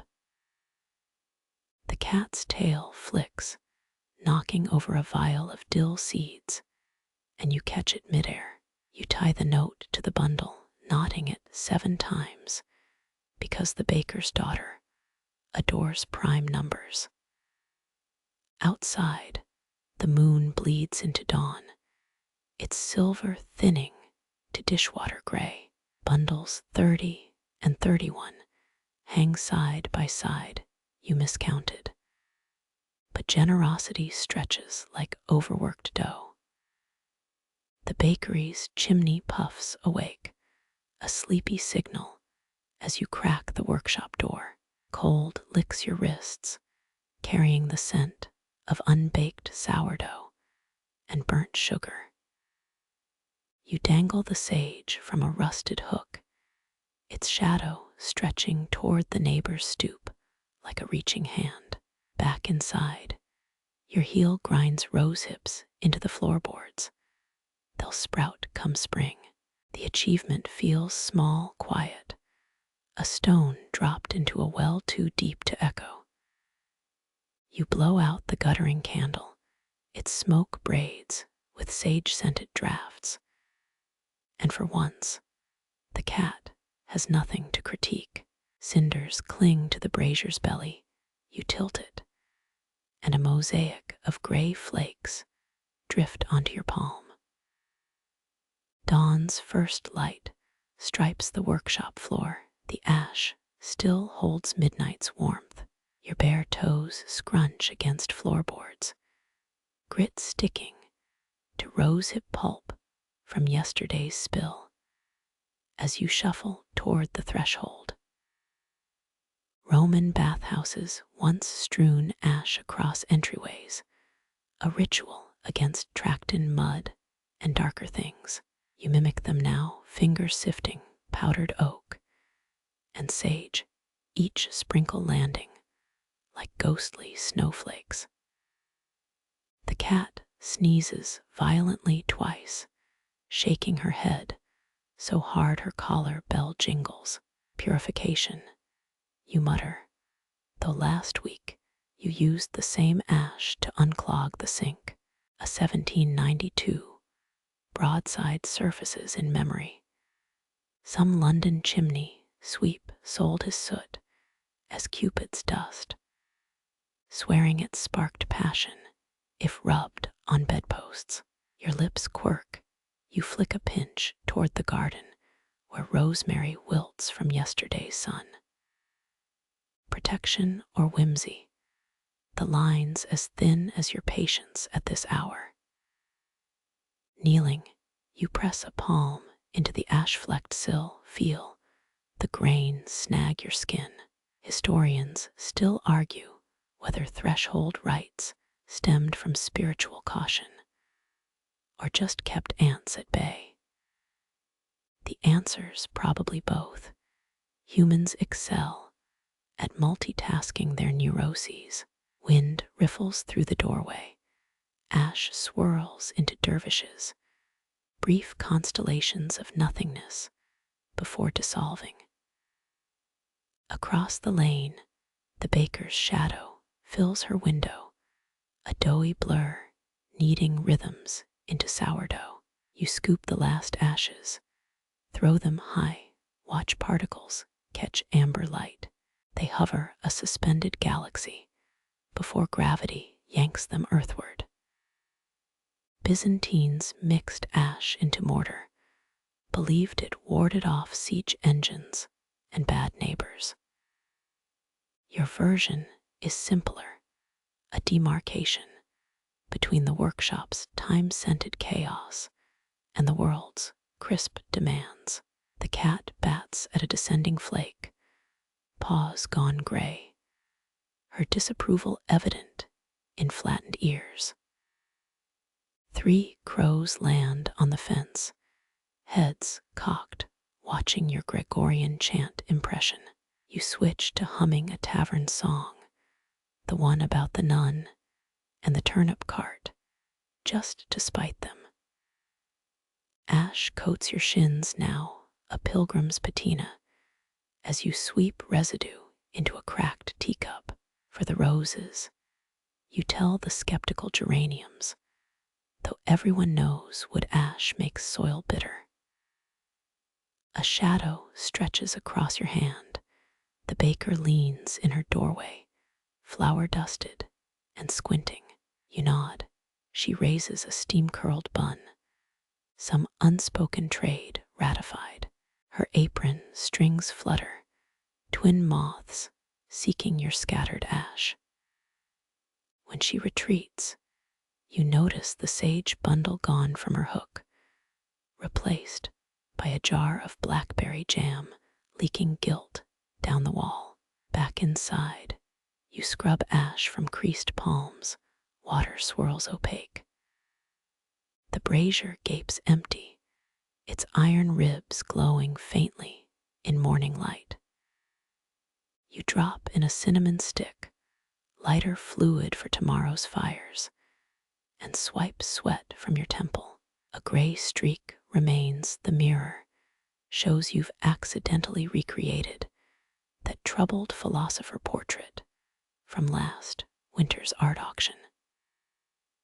The cat pounces on your abandoned teacup, sending ashy remnants across the rug.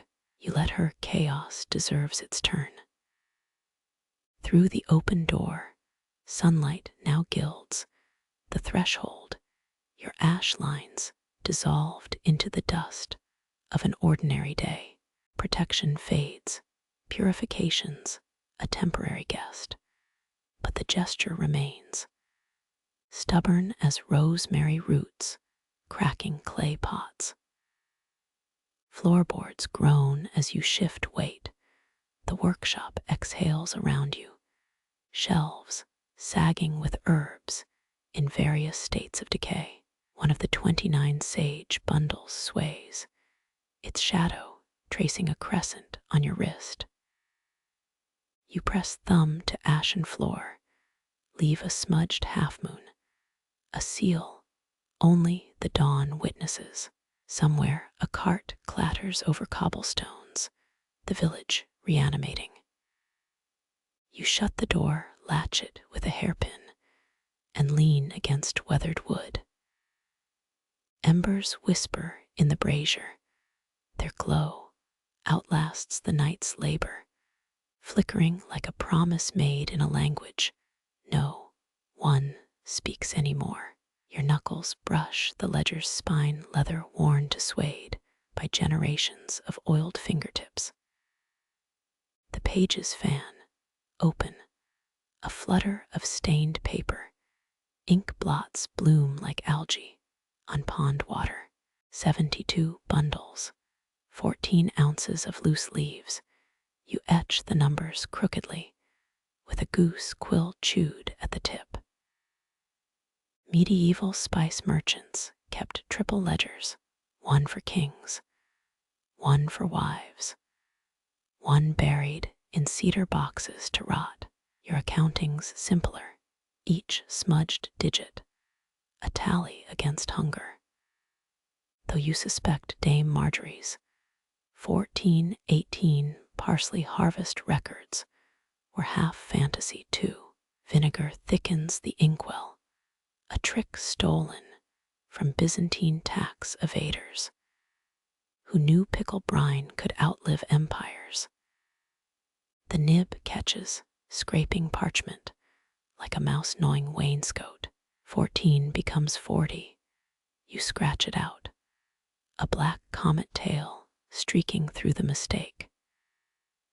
Historians still argue whether Renaissance apothecaries encrypted their ledgers, nonsense symbols protecting recipes from rivals.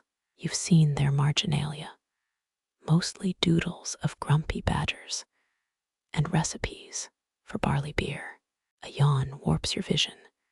The oil lamp's flame triples, 3 tiny suns judging your math. Sleep piles behind your eyes, warm and heavy as fresh milled flour. But the ledger demands closure. Your fingertip traces a grease stain from last summer when you balanced entries by lantern light while rendering elderberry balm. The smudge has memorized your skin's ridges, a fossil left in lard. The cat leaps onto the desk, tail whisking the inkwell. You grab it milliseconds before disaster. Try that at the Vatican archives. You whisper, though Pope Leo X allegedly pardoned a choir boy for spilling wine on a psalter. She blinks innocent as a gargoyle and licks rosemary oil from between her claws. Numbers blur into nesting birds. 72 bundles become 73. Then 60. You surrender and sketch a daisy in the margin. Your grandmother's voice echoes. Accuracy matters, but survival matters more. She once traded 6 fake mandrake roots for a goat. The quill snaps. A splinter embeds in your thumb. You suck blood and iron while locating the spare. Moonlight bleeds through the window now, silvering the ledgers. Edge your shadow merges with the desk's skeleton. 47. No. 14 ounces scatter across the page like ants fleeing a flooded nest. You transpose digits, vow to fix them tomorrow, a lie as thin as the parchment itself. Wind sneaks under the door, flipping pages to September's entries. Dried yarrow, petals crunch beneath the folio. Dutch tulip traders went bankrupt over less, their ledgers filled with speculative drivel about striped blooms. Your debts are smaller, a sack of buckwheat borrowed, 3 jars of bergamot balm, ode to the widow's guild. The clock tower tolls once, twice, wooden gears grinding through the hour. You miss the seventh stroke, forehead meeting ledger, a textbook chiaroscuro of ink and exhaustion. The cat pounces on your braid, playing lioness to a snoozing gazelle, until your snore startles her into retreat. Dreams encroach, columns of numbers sprout leaves, roots crack through the desk. You mumble sums into the crook of your arm, lips moving senseless and slow. Somewhere, a door creaks, the baker's laughter braids with the scent of burnt rosemary. Dawn's milky light stains the eastern edge of your vision, unseen but felt. The quill slips, drawing a river across the page, black currents swallowing your final calculation. 70-12, 70-20. The nonsense hums you toward the edge of consciousness, a lullaby of administrative failure, your last coherent thought. Tomorrow's entry will balance tonight's chaos. The ledger remains open, an atlas of errors, as sleep drags you under by the ankles. Cold stew congeals in the cast iron pot, a gray-brown archipelago in a grease sea. You stab the ladle, it stands upright like Excalibur, and consider the merits of eating versus collapsing. 3 reheats have murdered the potatoes, their skins now leather shrouds for vanished starch. Wild garlic survives. Its pungent ghost clings to every bite, a flavor that outlasted the Roman Empire's piss vinegar posca drinks. Your boothiel kicks the stove door shut. The fire's been dead for hours. You eat leaning against the butcher block, hips protesting, while barn owls screech mockery through the rafters. Herbs crust your cuticles, say, and time performing a microscopic jig across your knuckles. Each mouthful tastes of the workroom, earthy, astringent, like chewing on a well-dried broom. The spoon handle leaves a dent in your palm. You switch hands and find blisters. Bon appetit. You mutter Louis XIV's chefs coined the phrase to distract from his rotting teeth. A carrot chunk bobs in the stew, orange survivor of the culinary apocalypse. You salute it with your utensil. Draft snakes through the window-chilled air, swirls around your ankles, threatening to topple the precariously stacked bowls. You catch one midair, reflexes sharpened by years of saving glassware from the cat's chaos. The stew sloshes, grease splatters your sleeve, a new stain to join yesterday's tincture spills. You crumble stale rye into the pot. It absorbs broth like a spongy medieval mattress. Historians still argue whether Tudor peasants actually ate trenchers or just painted them for tapestries. Your bread bowls, purely functional soggy carbs, preventing the broth from escaping through the pot's cracks.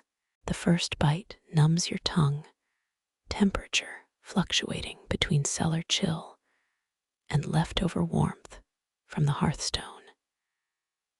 You chew mechanically, jaw creaking, while counting cobwebs in the ceiling's northwest corner.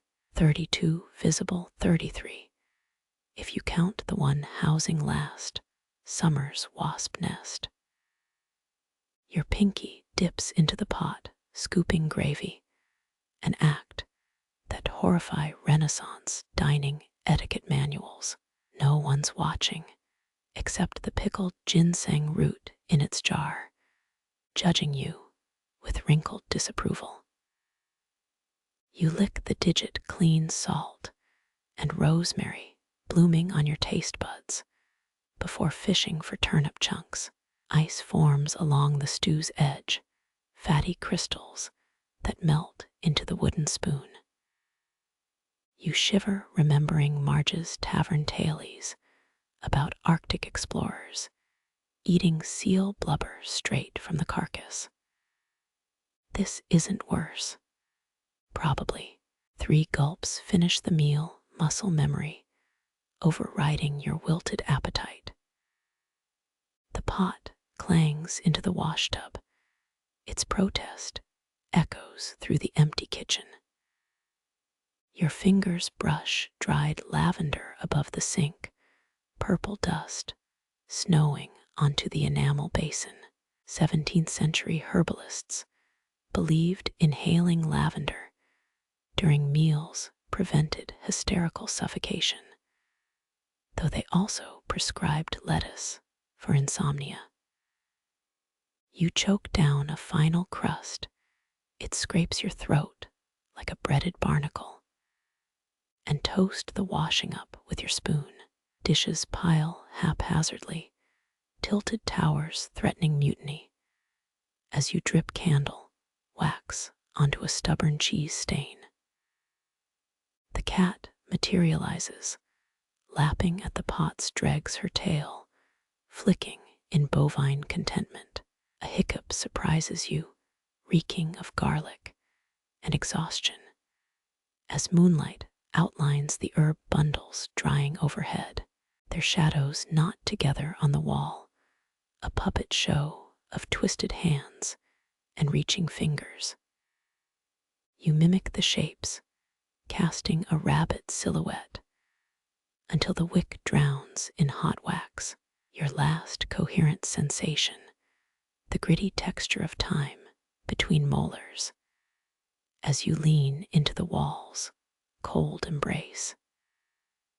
Tomorrow's problems float in the stew pot, a film of fat hardening into tomorrow's breakfast. Sleep arrives as the candle dies, dragging you under by the stew-stained collar. Water swirls gray-green herb bits, circling the basin like miniature swamp flora. You plunge hands in fingertips, still reeking of sage's earthy arrogance.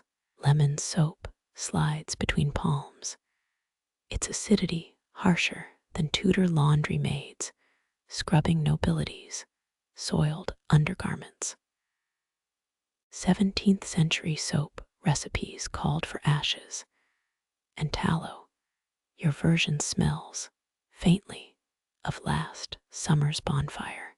3 rotations counterclockwise, your ritual to unwind the day's labor before the real scrubbing begins. Resin clings like a jealous lover, staining cuticles that weird green of oxidized copper coins. Historians still argue whether Renaissance herbalists added mint to wash water for fragrance or to repel plague fleas. You inhale citrus, sharp and artificial, wondering if 19th century factory workers hated this scent as much as you do. A lavender sprig falls from your hair. It floats like a miniature corpse canoe. You flick it aside. It sticks to the soap dish instead. Tough crowd, you mutter, rubbing until knuckles blush raw pink. The water darkens. It's basically herbal tea now, if tea could degrease cast iron. Your pinky remembers the stew pot, still tacky with broth that defies evaporation. Scrub harder, the bar squeaks like a mouse trapped in a violin string. Victorian maids used vinegar and sand for stubborn stains. You've got pumice stolen from Marge's bathhouse stash.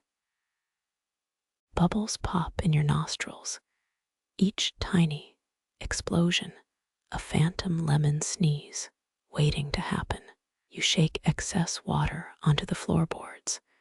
They warp slightly, adding another hill to the kitchen's miniature mountain range. The cat licks your drips. Her tongue rasps against wood, cleaning what you've neglected. Someone, probably the ghost of your first botany tutor, whispers that proper herbalists wear gloves. You glare at the jars. They glare back with pickled intensity.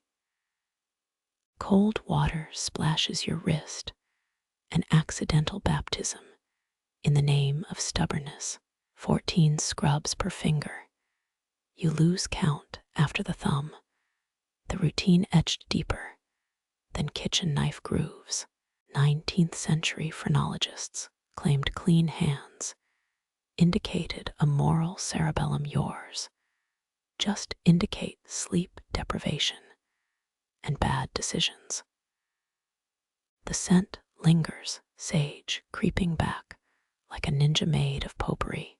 You resort to salt scrub, coarse grains borrowed from the preservation crock. Habsburg royals traded Himalayan salt for mercenaries. Your pink Himalayan chunk came from a discount apothecary's clearance bin. Skin burns now, a clean hurt, like scrubbing off marsh mud before entering a sacred spring.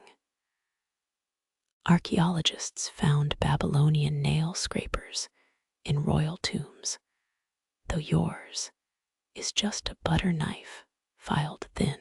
Sudden silence, the water stills, reflecting your grease-smeared forehead and one dangling cobweb. You dunk your whole face, shock therapy for the soul, then blow bubbles like a child. The cat's paw bats your nose, claws sheathed in what passes for feline mercy. Toweling off feels like shedding a phantom skin, calluses, snagging linen, woven too rough for nobility.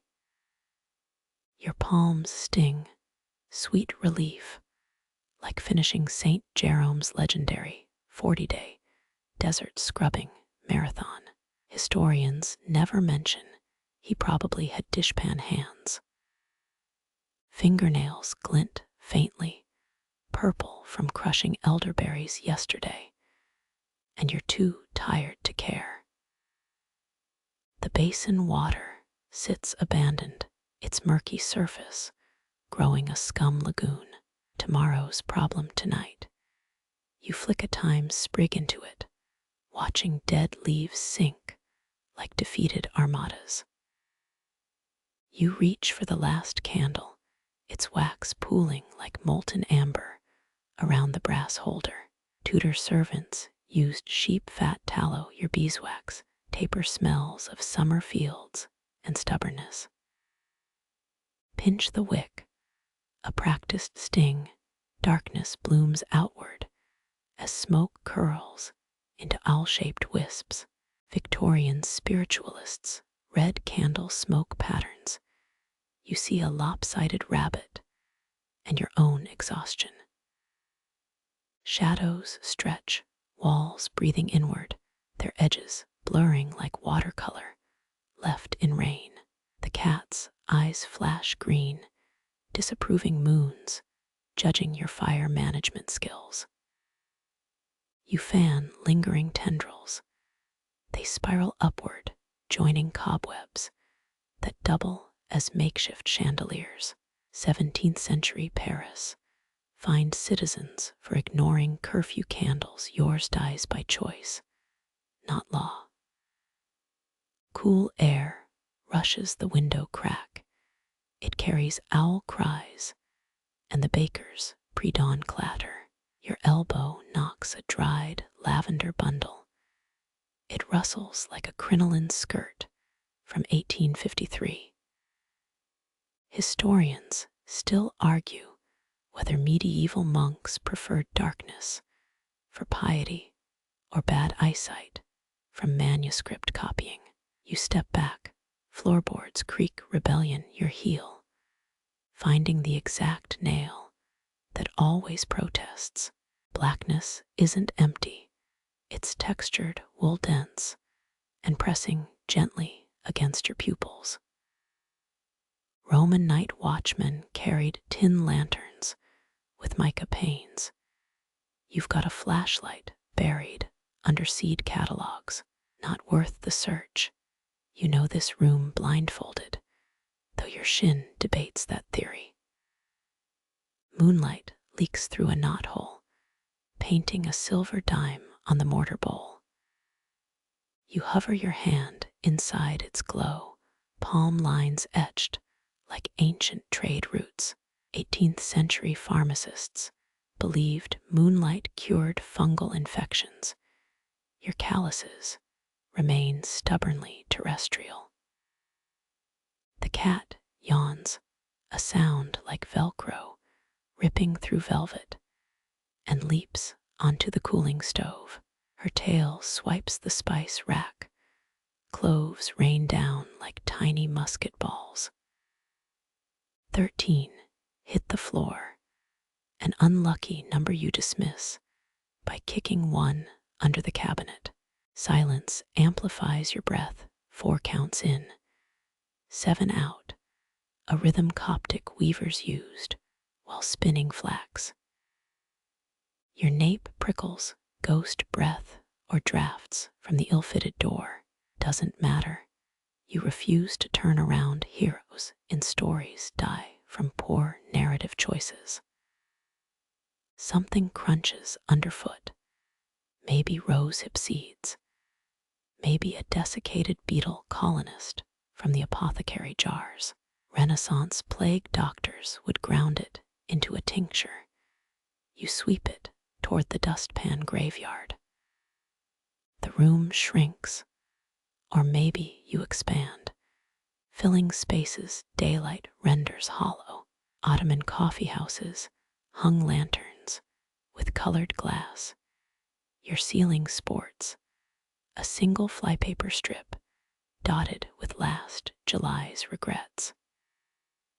Wind hums through the eaves, a tune sailors once mistook for mermaid laments. Your spine molds to the ladderback chair, its rungs imprinting temporary armor across your shoulders.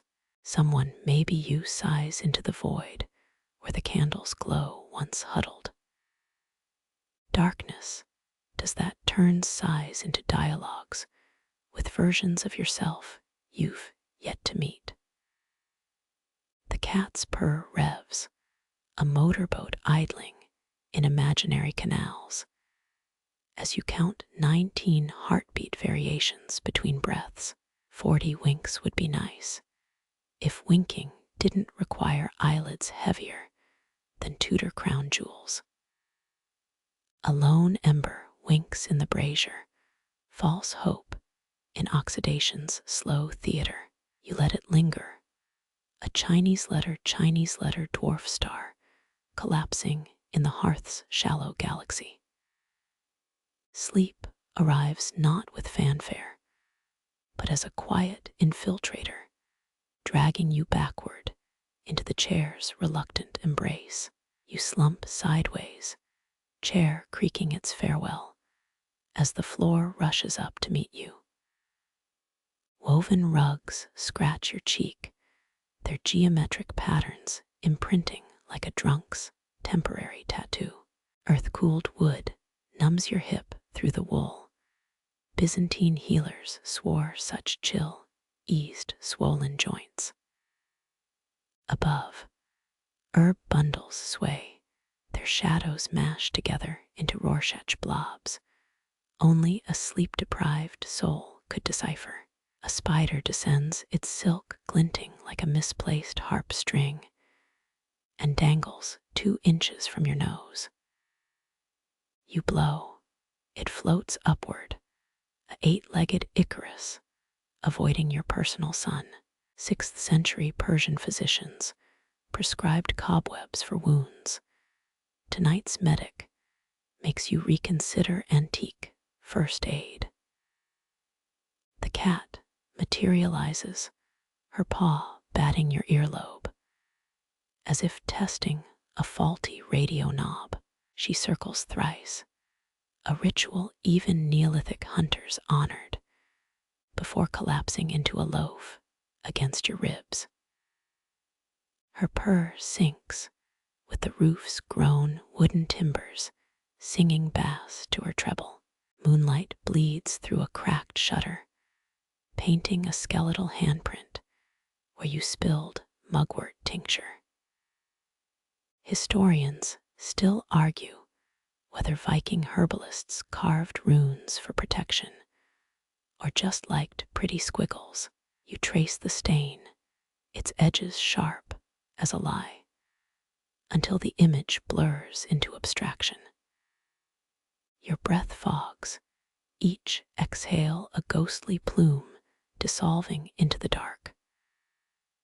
Renaissance astronomers mapped constellations in similar vapor. You name yours the tired apothecary. And why is that spoon there? A dried poppy head cracks under your shoulder, its opiumless rattle a poor lullaby. The room tilts, or maybe your inner ear finally surrenders as shadows peel off walls to dance a clumsy quadrille. 18th century ballrooms glitter behind your lids, partners with moth wing cravats and rosemary boutonnieres. You twitch, knee knocking the mortar pestle, its clang scattering phantom waltzers. Something crunches in your hair, probably chamomile flakes from yesterday's failed sachet experiment. Medieval brides stuffed their mattresses with the stuff guaranteed to attract suitors or ants, depending on luck. The cat sneezes a derisive puff of air and tucks her nose under her tail.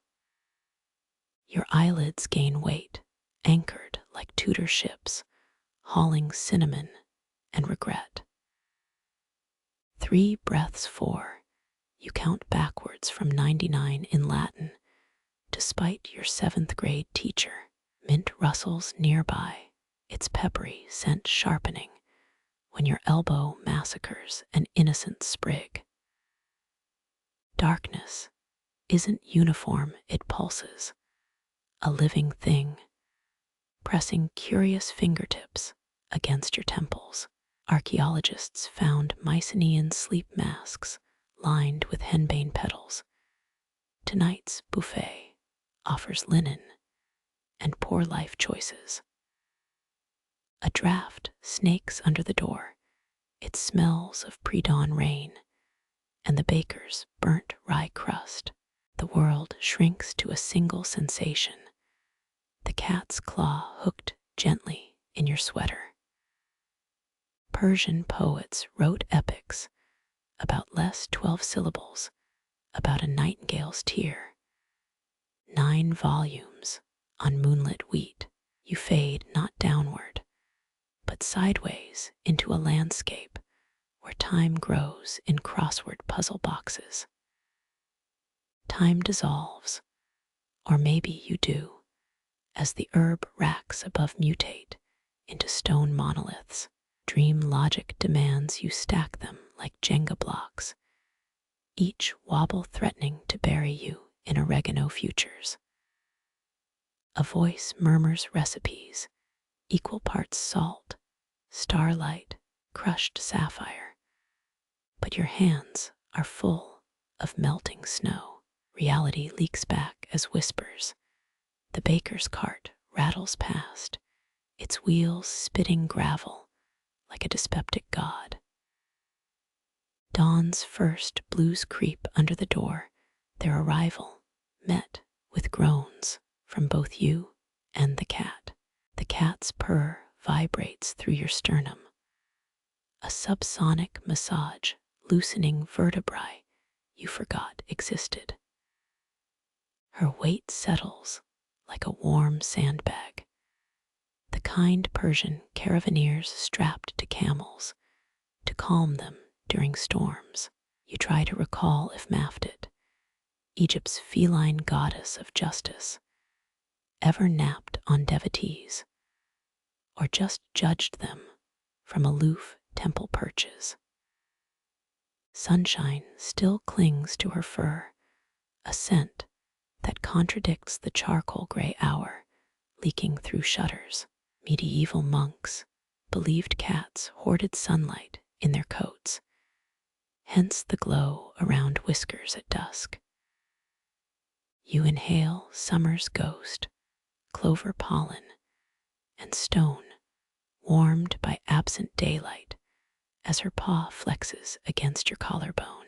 Her rhythmic growl harmonizes with the baker's receding cart, a discordant lullaby of iron wheels and contentment.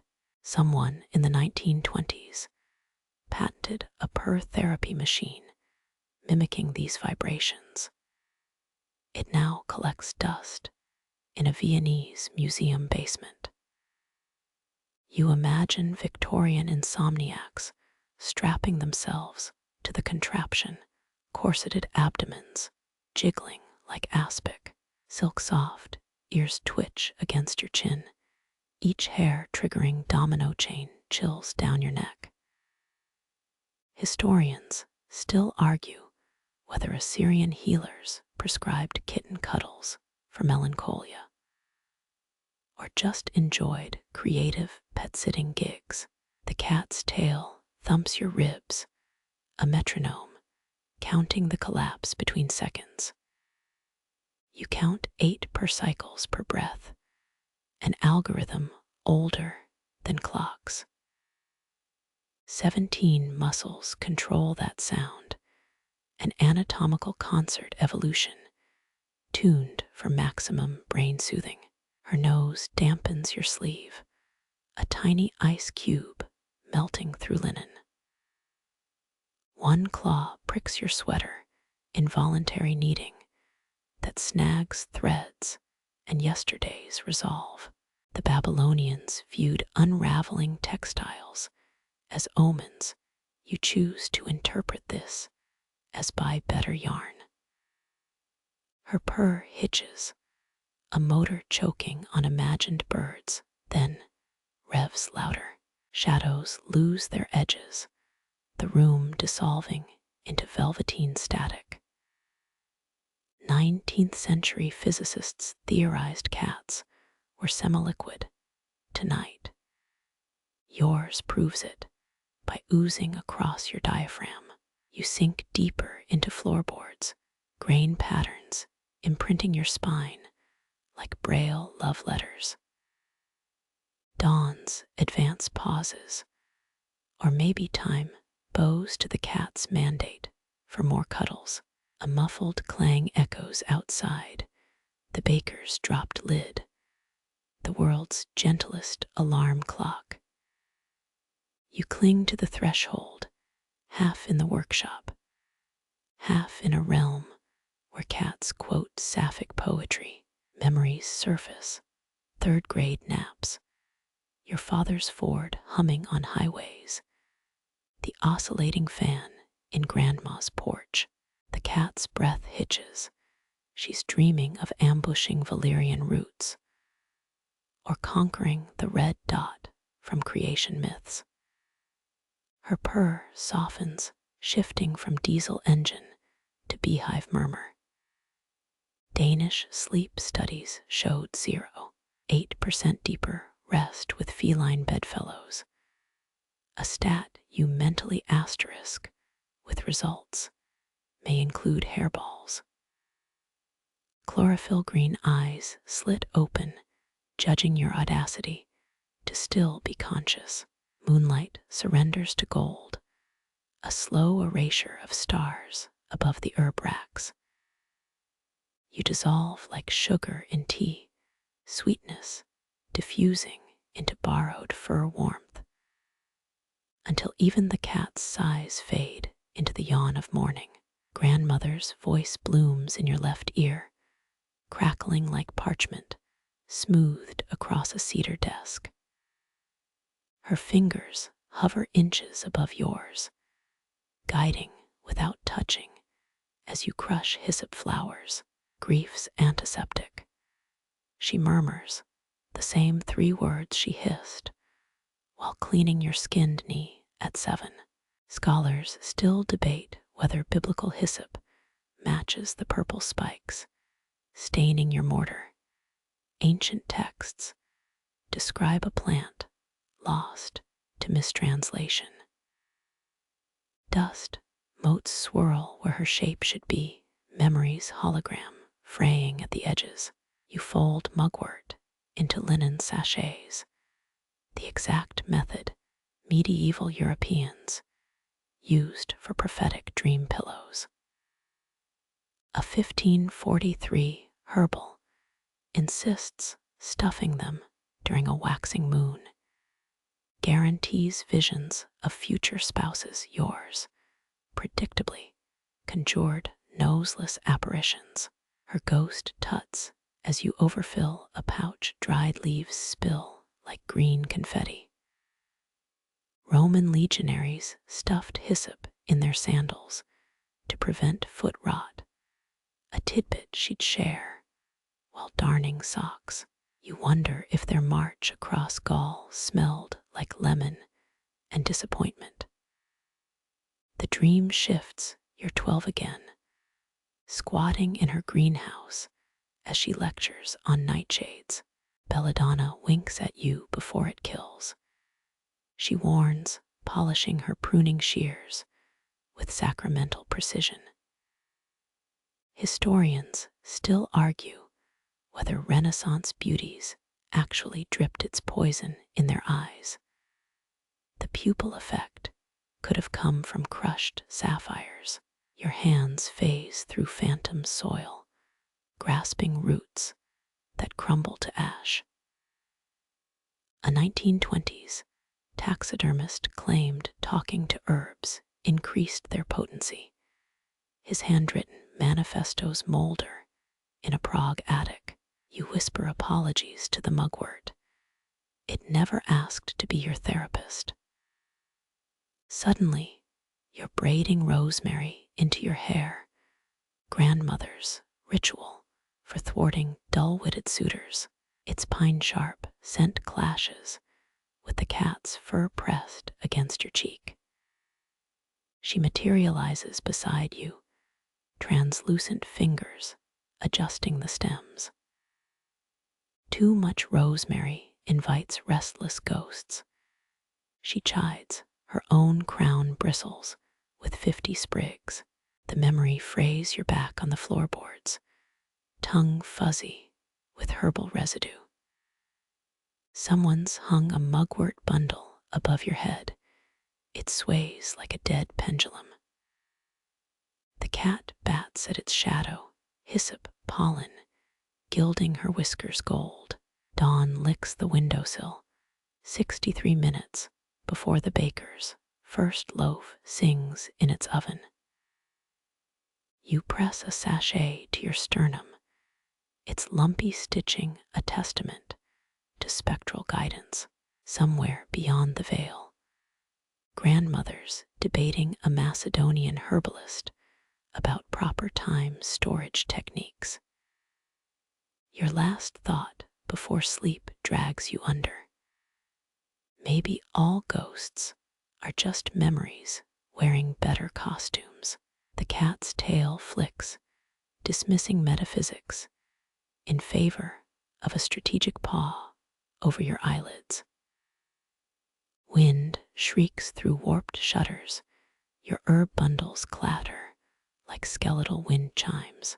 Drafts snake across the floorboards, 100 icy fingers tugging at your hem. You rise on creaking knees. The cat hisses as her tail gets stepped on. 17th century Japanese herbalists used weighted silk cords during typhoons. Their manuscripts show intricate, not patterns lost to modernization. Your hairpins will have to suffice. 6 brass ones stolen from yesterday's braid. The largest bundle swings violently, its twine unraveling like a time-lapsed rose. You lunge, bare feet skidding on lavender pollen, dusting the floor. Historians still argue whether medieval hung herbs were preservation or prayer. The line blurs when rosemary smacks your forehead.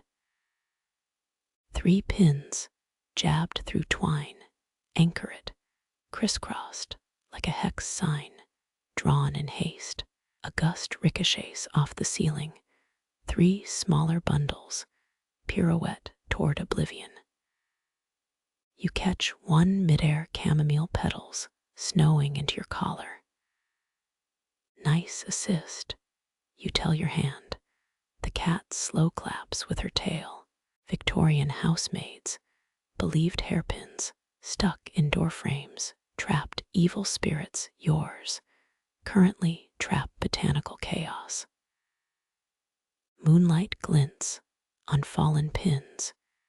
You crawl after them like a metallic Easter egg hunt. Your braid unravels completely, hair, now a frizzed halo, worthy of an electrocuted saint. The wind shifts key. Low moans vibrate the mortar bowl on your desk. 16th century Spanish apothecaries buried their tools during storms. You settle for slamming the window sash. Silence crashes in, the calm feels heavier than noise. 43 bundles swing gently, their shadows tracing lunar cycles on the east wall. You press your palm to vibrating glass, the storm retreating over frost-edged fields. Come back when you've got hail, you mutter. The cat arches an unimpressed brow.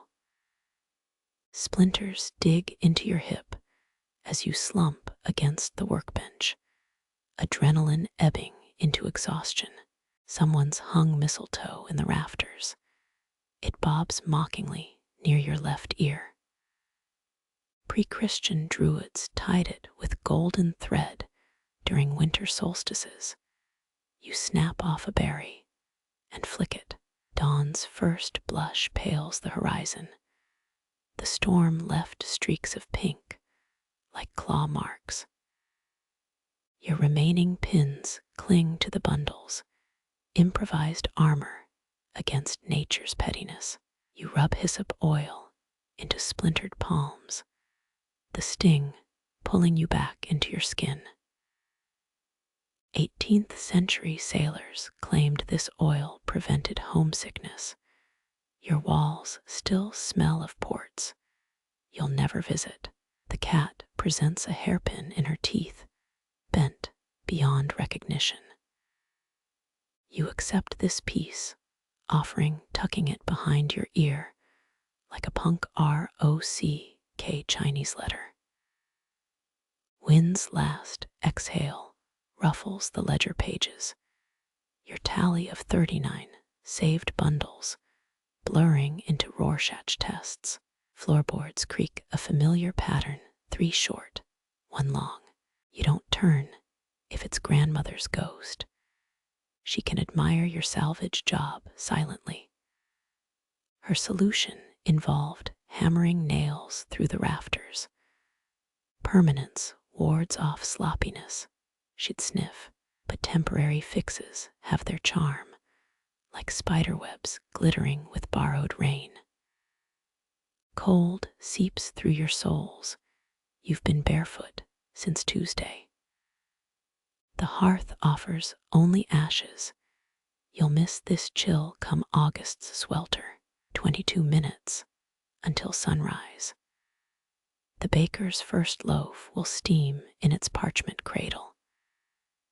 You lick chamomile dust from your teeth, bitterness softened by the knowledge of work completed.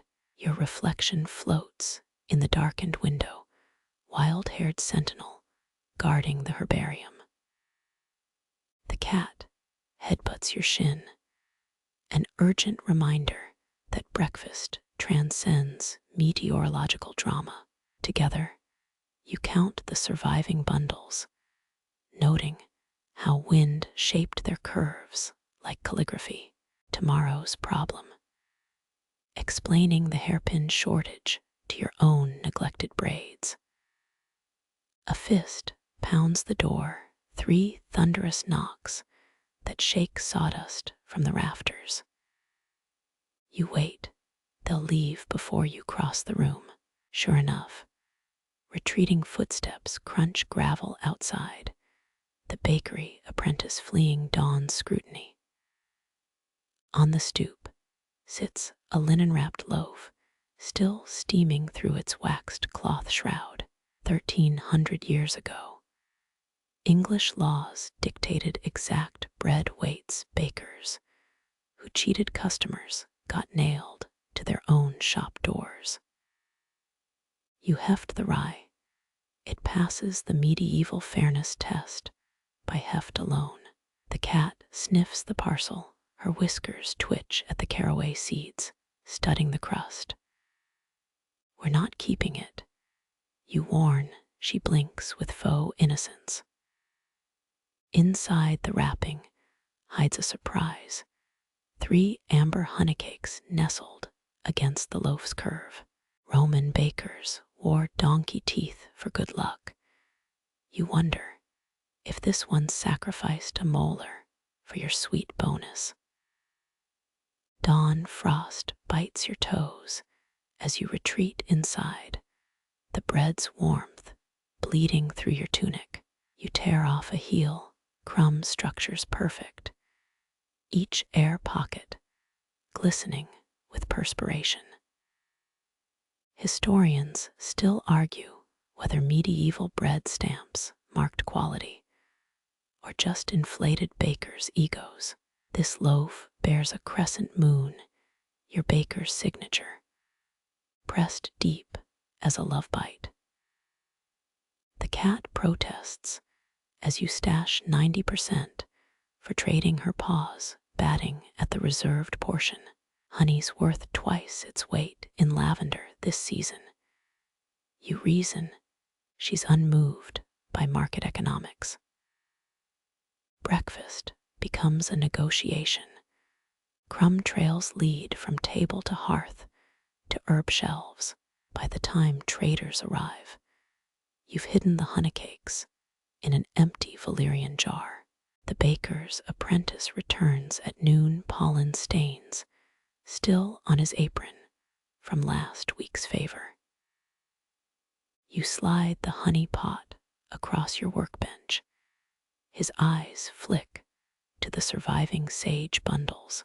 No words needed, he grabs the jar, leaves 2 eggs rolled in sackcloth. Your cat trills, triumphant. She's excavated a honeycake from its hiding place. You salvage half her crumbs, make a decent tea sweetener anyway. Shadows lengthen across the threshold. Another knock will come tomorrow. Another silent exchange. You press the bread's waxed wrapper flat, saving it for kindling or a makeshift candle mold. The moon rises. Its light catches the baker's stamp on the remaining crust. You hold it aloft like a coal merchant inspecting a diamond. Urban legend claims crusts cure hiccups, unproven, but the cat's staring. So you offer her the charred edge. She accepts, crunching medieval trade laws between her small white teeth. You stretch across woven rugs, their coarse fibers prickle your spine through thin linen. Breath escapes in plumes, 5 counts in, 4 out. The rhythm Persian physicians swore cured melancholy in the 12th century. Orion's belt glimmers through grimy window panes. 3 stars your grandmother claimed were thieves frozen mid-heist by a clever moon goddess. The cat sprawls on your ribs. Her purrs sink with your diaphragms rise and fall. Dried sage sways overhead. Its silhouette scratches at the rafters like cuneiform. Archaeologists found similar bundles in Saddle-Huruk's ruins, 8,000-year-old thyme still pungent in clay jars. You imagine Bronze Age herbalists counting breaths, too, maybe inventing constellations between sneezes. The cat's tail flicks. She's watching shadows dance where wall meets ceiling. Your little finger brushes a breadcrumb left over from the honeycake heist. Medieval bakers hid coins in loaves for luck, a practice that sparked 7 recorded choking deaths in 1347. You flick the crumb. It arcs toward the hearth like a miniature comet. The cat launches herself after it, thoroughly derailing your meditative focus. Cold seeps through floorboards, the night's chill bypassing wool socks. 17th century sleep manuals advised placing heated bricks underfoot to lure dreams upward. You wiggle your toes instead, fabricating friction through sheer stubbornness. Outside, an owl hoots 14 rapid calls that suspiciously match the baker's knock pattern. Moonlight fractures through hanging sage, striping your tunic with silvered bars. Roman soldiers burned rue before battles, believing smoke strengthened sword arms. Never mind the lung-scarring coughs. You trace a light stripe on your forearm, pretending it's war paint for your impending duel with sleep. The cat returns, her muzzle dusty from investigating ash piles. She headbutts your elbow, demanding scritches where gray fur meets white. Historians still argue whether ancient Egyptian felines manipulated humans or simply tolerated them as clumsy servants. Your wrist twists automatically, finding the sweet spot behind her jaw she'd deny liking. Your breath steadies again, inhaling rosemary musk and the faint tang of catnip reserves. 16th century herbalists swore sleeping beneath mugwort unlocked prophetic dreams if you ignored the hay fever sneezes. You count 7 cobwebs dangling from the ceiling, each quivering as night creatures skitter in the thatch. A knot pops in the rafters. The sound echoes like a dropped spoon. You recall Bavarian lore claiming house beams hold a building's trapped memories. Every creak a ghostly reenactment. The cat freezes, ears pivot toward the noise, then dismisses it as unworthy prey. Your eyelids grow gravid, sky gazing shifts to ceiling squinting. That water stain looks like Bohemia, no. A cauldron, no. A particularly grumpy sheep. Scholars dissect Plato's star theories. None mention the wisdom of interpreting plaster cracks. The cat sneezes, a miniature hurricane against your collarbone. 3 breaths pass before you notice the oddity. No drafts tonight. But sage bundles spin languidly above. 32 rotations per minute. You count until numbers unravel into nonsense. A Tudor herbalist wrote of midnight whirligigs caused by feuding house spirits.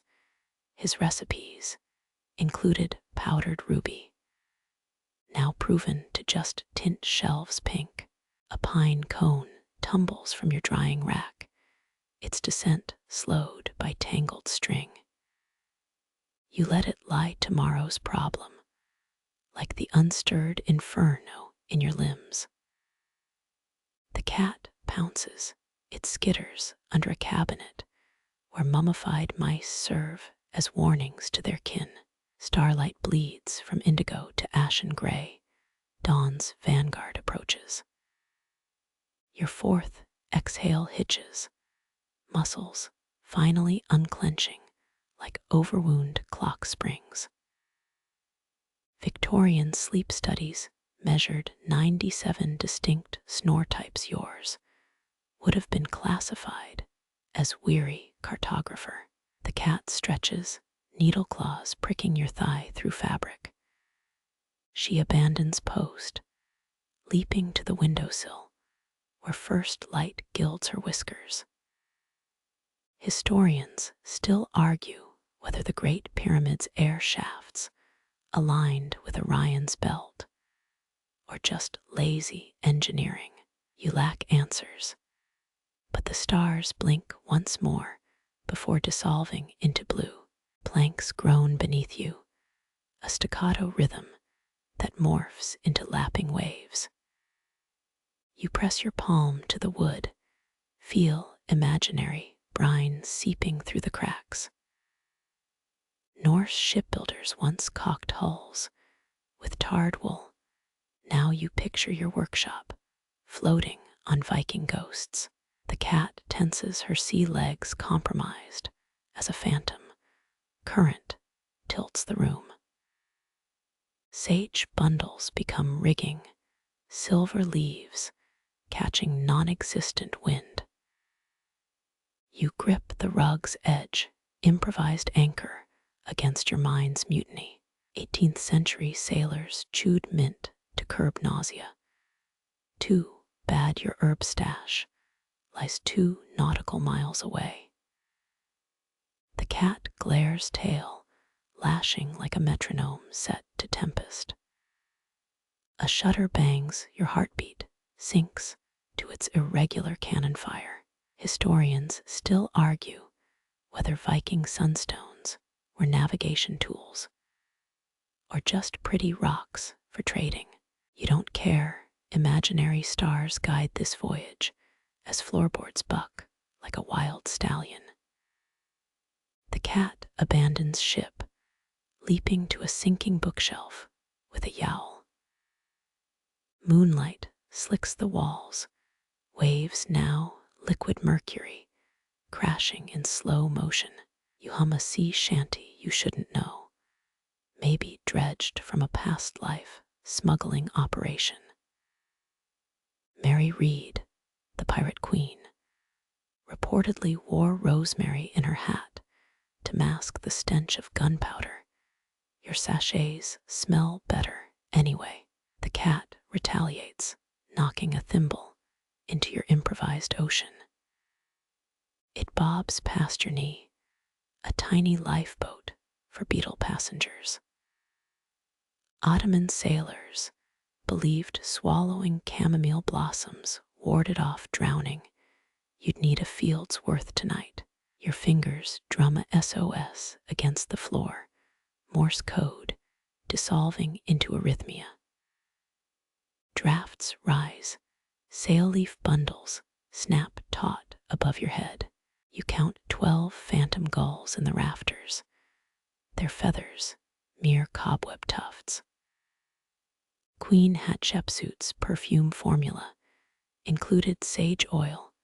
You wonder if her palace ever smelled this frenzied. The cat's ears flatten. She spotted the shore of your abandoned stew pot. Teeth chatter, deckhands rations frozen solid. Should have heated Antarctic explorer regimens, blubber bites for warmth, penguin down socks, the rug frays beneath you, hemp fibers transforming into kelp strands.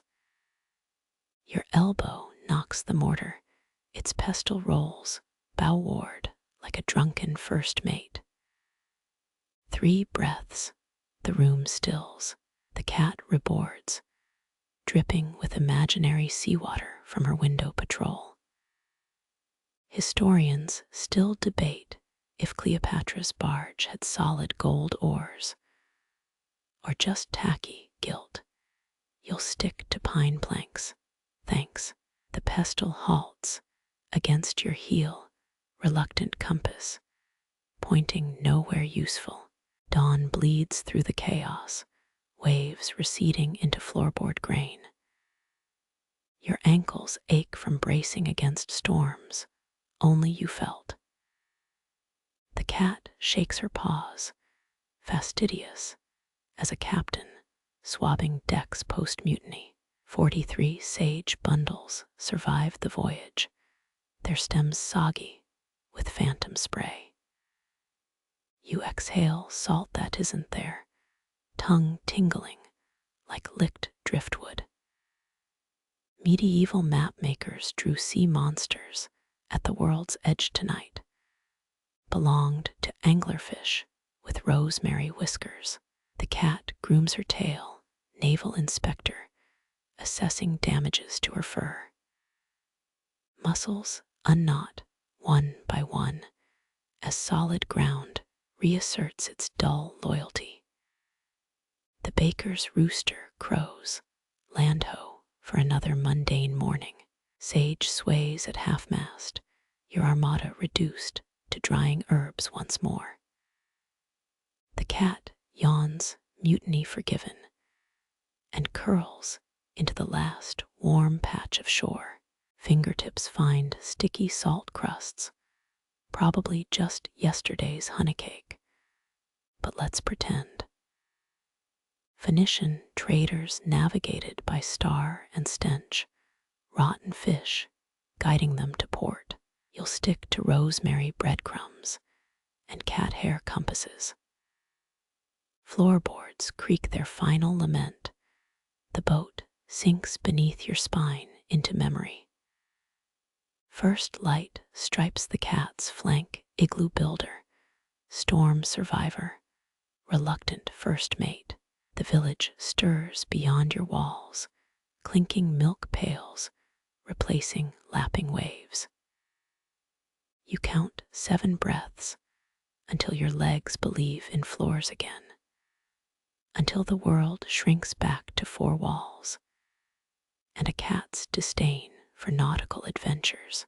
Gray bleeds through shutters, staining plaster walls like watered wine. You blink against the invasion dawns, always a burglar here.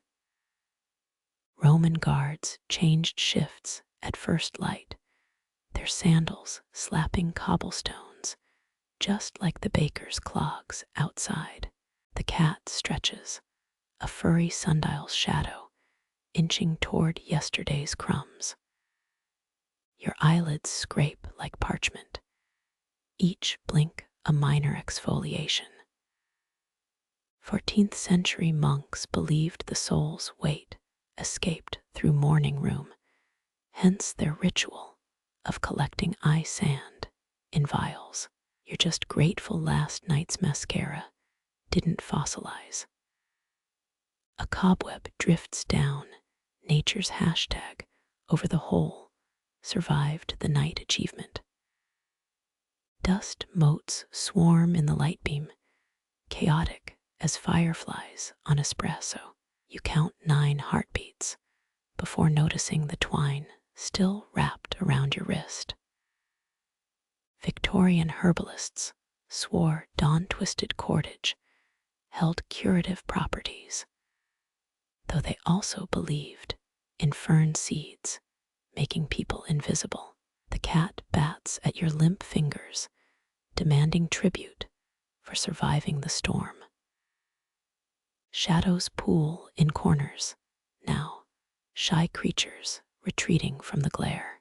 Historians still argue whether Incan astronomers used obsidian mirrors or just really good squints to track solstices. You opt for squinting. The eastern window's glare feels personally spiteful. Your tongue tastes of yesterday's say, smoke and earth, and regret's cousin. Floorboards creak a yawn, the house stretching its joists. You inhale through your nose, the old trick for grounding runaway thoughts. Medieval midwives prescribed dawn-facing sneezes to cure melancholia. 2. Bad you're fresh out of pepper. The cat headbutts your kneecap, an alarm clock with fur and questionable motives. Light licks the herb bundles, their shadows dappling the wall like cave paintings. You unravel the twine from your wrist, indigo dye smudging your pulse point. 17th century perfumers harvested lavender at this exact hour, claiming dew amplified its soporific magic. Your lavenders still hungover from last night's humidity, limp as a Victorian heroine. Pigeons start their rooftop parliament, a debate about crumbs versus conspiracy theories. You scrunch toes against cold planks, rehearsing your functional human facade. Archaeologists found Babylonian sleep masks stuffed with poppy heads. You'll stick to your grandma's chamomile sachet. Thanks. The cat dissects an invisible foe near your left ankle, justice served in silence. A fly zigzags through the light, writing illegible sky poetry. You trap it in a teacup, faux mercy, before shooing it outside. Tudor housewives spread dawn-gathered cobwebs on wounds, nature's pathetic band-aids. Your own scrapes sting in solidarity, red badges of herb harvesting expertise. The mirror shows a face borrowed from a zombie extra, but with better cheekbones. You splash water from the basin, liquid ice, shocking your wrist veins awake.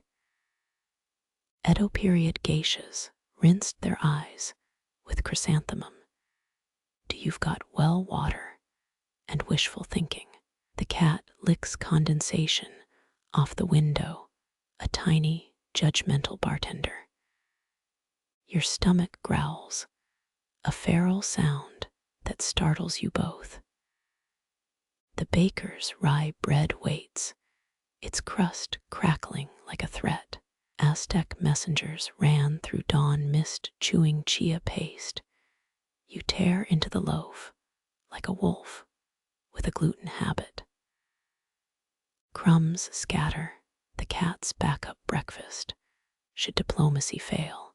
Sunlight hits the mortar, its cracks glowing like kintsugi repairs. You trace the fractures, map of every clumsy pestle swing. Historians still debate if druids really used mistletoe harvested at dawn, or just liked climbing trees at reckless hours.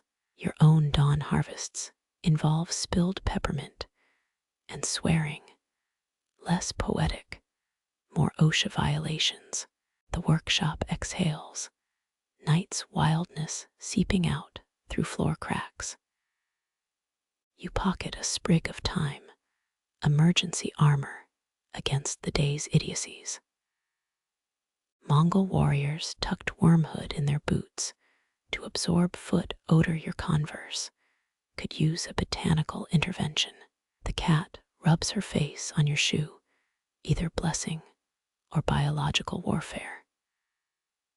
Shadows shrink to knife blades under the door. You count 7 cobwebs in the window corner, nature's answer to minimalist decor. Renaissance alchemists wrote recipes in dawn's first light, their ink mixed with distilled moonbeam.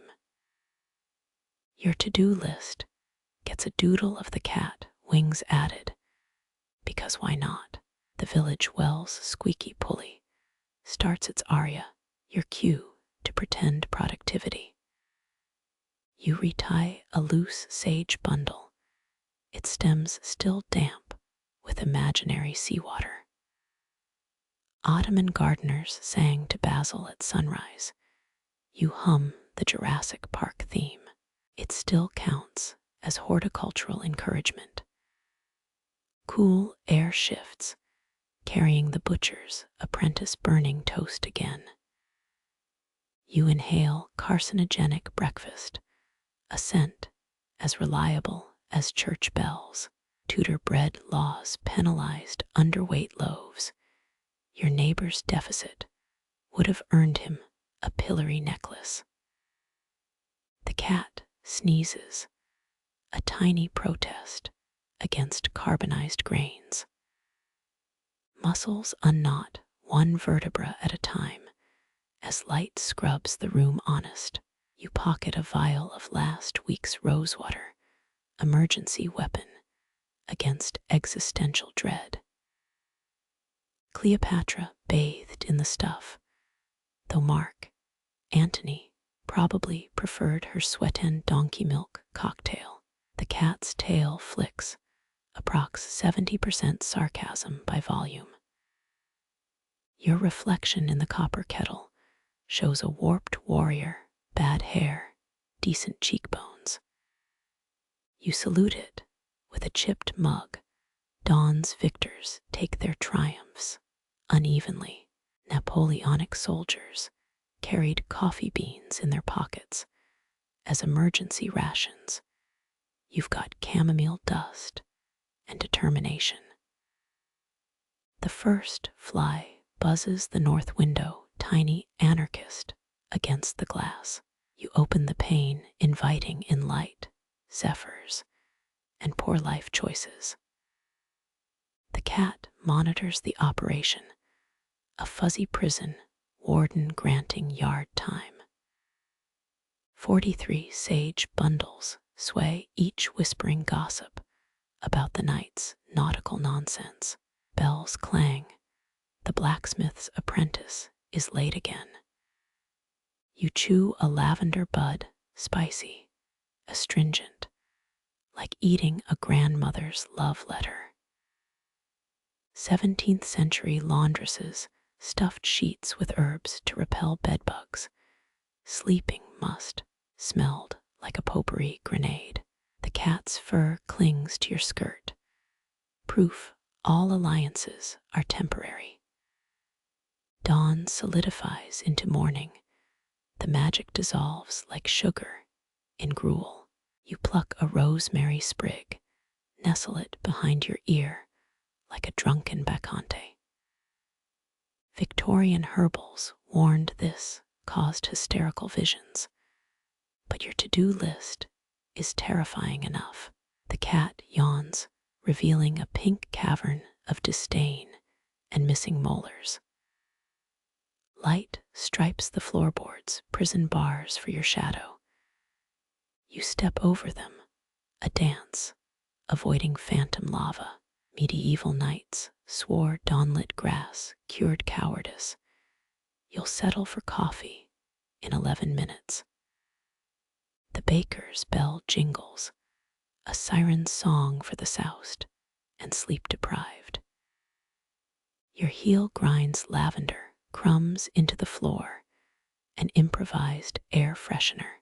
The cat sprints after a nothing, her paws the only alarm clock you'll ever trust. You inhale, hold, exhale, until dawn's stain becomes just another Thursday. Twilight pools around your ankles, thick as spilled ink. The last sage bundle gapes on the worktable stems fanned like a beggar's fingers. 18th century perfumers timed their harvests to lunar phases, though your deadline's just tomorrow's market bell. You poke a stray leaf, it crumbles into powder that smells like betrayal. Lightning bugs flicker outside, drunken Morse, code none of us understand. 5 petals stick to your forearm, the chamomile's final hex. You contemplate the bundle's asymmetry, its rebellion against your neat indigo rose. Persian physicians prescribed lavender smoke for hysterical suffocation, a diagnosis that covered everything from asthma to husbands. River frogs croak a bass line to the scrap metal rain barrel band. You wipe hands on your apron, streaking it with chlorophyll graffiti. Historians still argue if Aztec herbalists used obsidian blades for ritual harvests, or just liked sharp things. Your scissors glint, cheap steel from the blacksmith. Apprentices practice phase. The cat leaps onto the table, her tail swiping your unfinished work. A stem tumbles, perfect parabola of botanical defeat.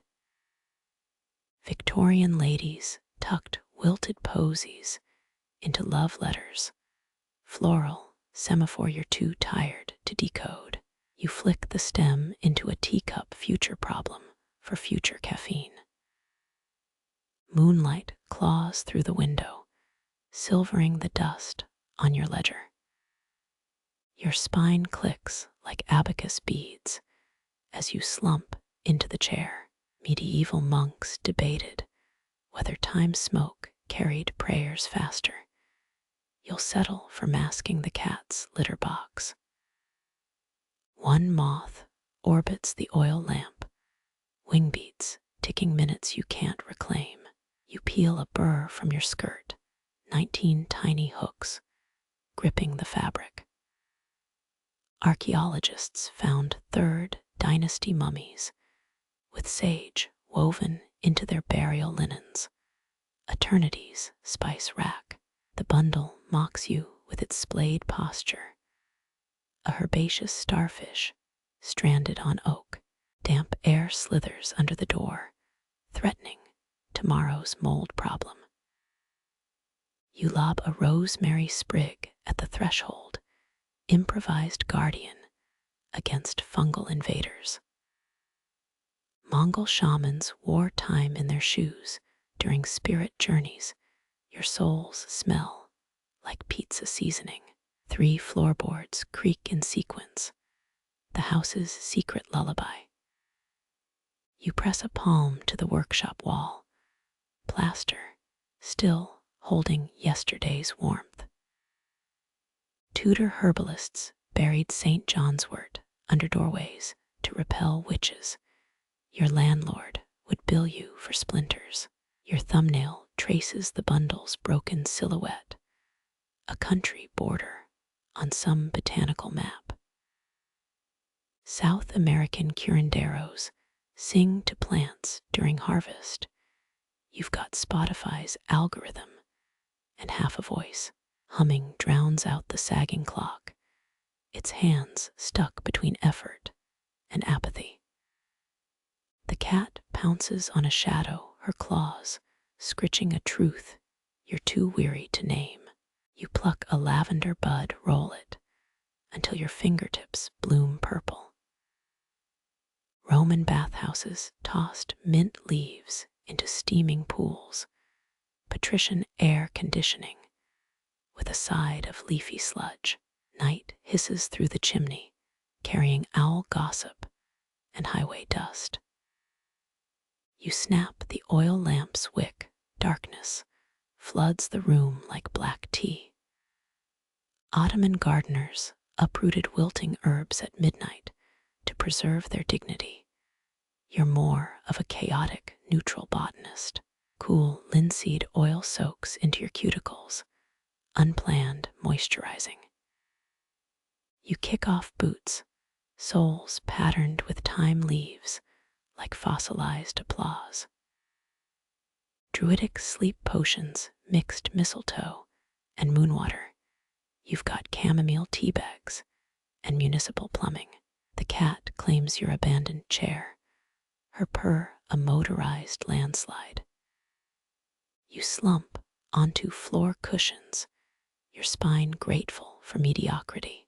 Renaissance alchemists wrote formulas in reverse to confuse demons. Your to-do list uses sarcasm as armor. Starlight bleeds through ceiling cracks, celestial litter above your head. The unfinished bundle haunts the table. Its splayed stems a Rorschach test. Historians still debate if Cleopatra's famed insomnia cure was saffron milk or just decent pillows. You'll endorse neither. Drowsiness arrives on its own petty schedule. Wind plucks at drying herbs, their rustle the workshop's final gossip. You fumble for the dream pillow, its seams leaking lavender and poor decisions. 19th century sailors stuffed their mattresses with seaweed to avoid nightmares. You're gambling on store buckwheat and hope.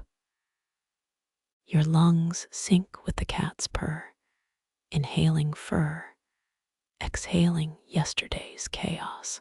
The floor cradles your weight, wood grain mapping forgotten forests. Mesopotamian sleep spells invoked sandalwood smoke and honeyed vowels. You've got sage residue and unbrushed teeth. Darkness softens the room's edges, a charcoal sketch of your life. The unfinished bundle fades into the gloom, its rebellion adjourned till dawn. You close your eyes, let the herbs' whispers become the wind's problem. Twilight pools around your ankles, thick as spilled ink.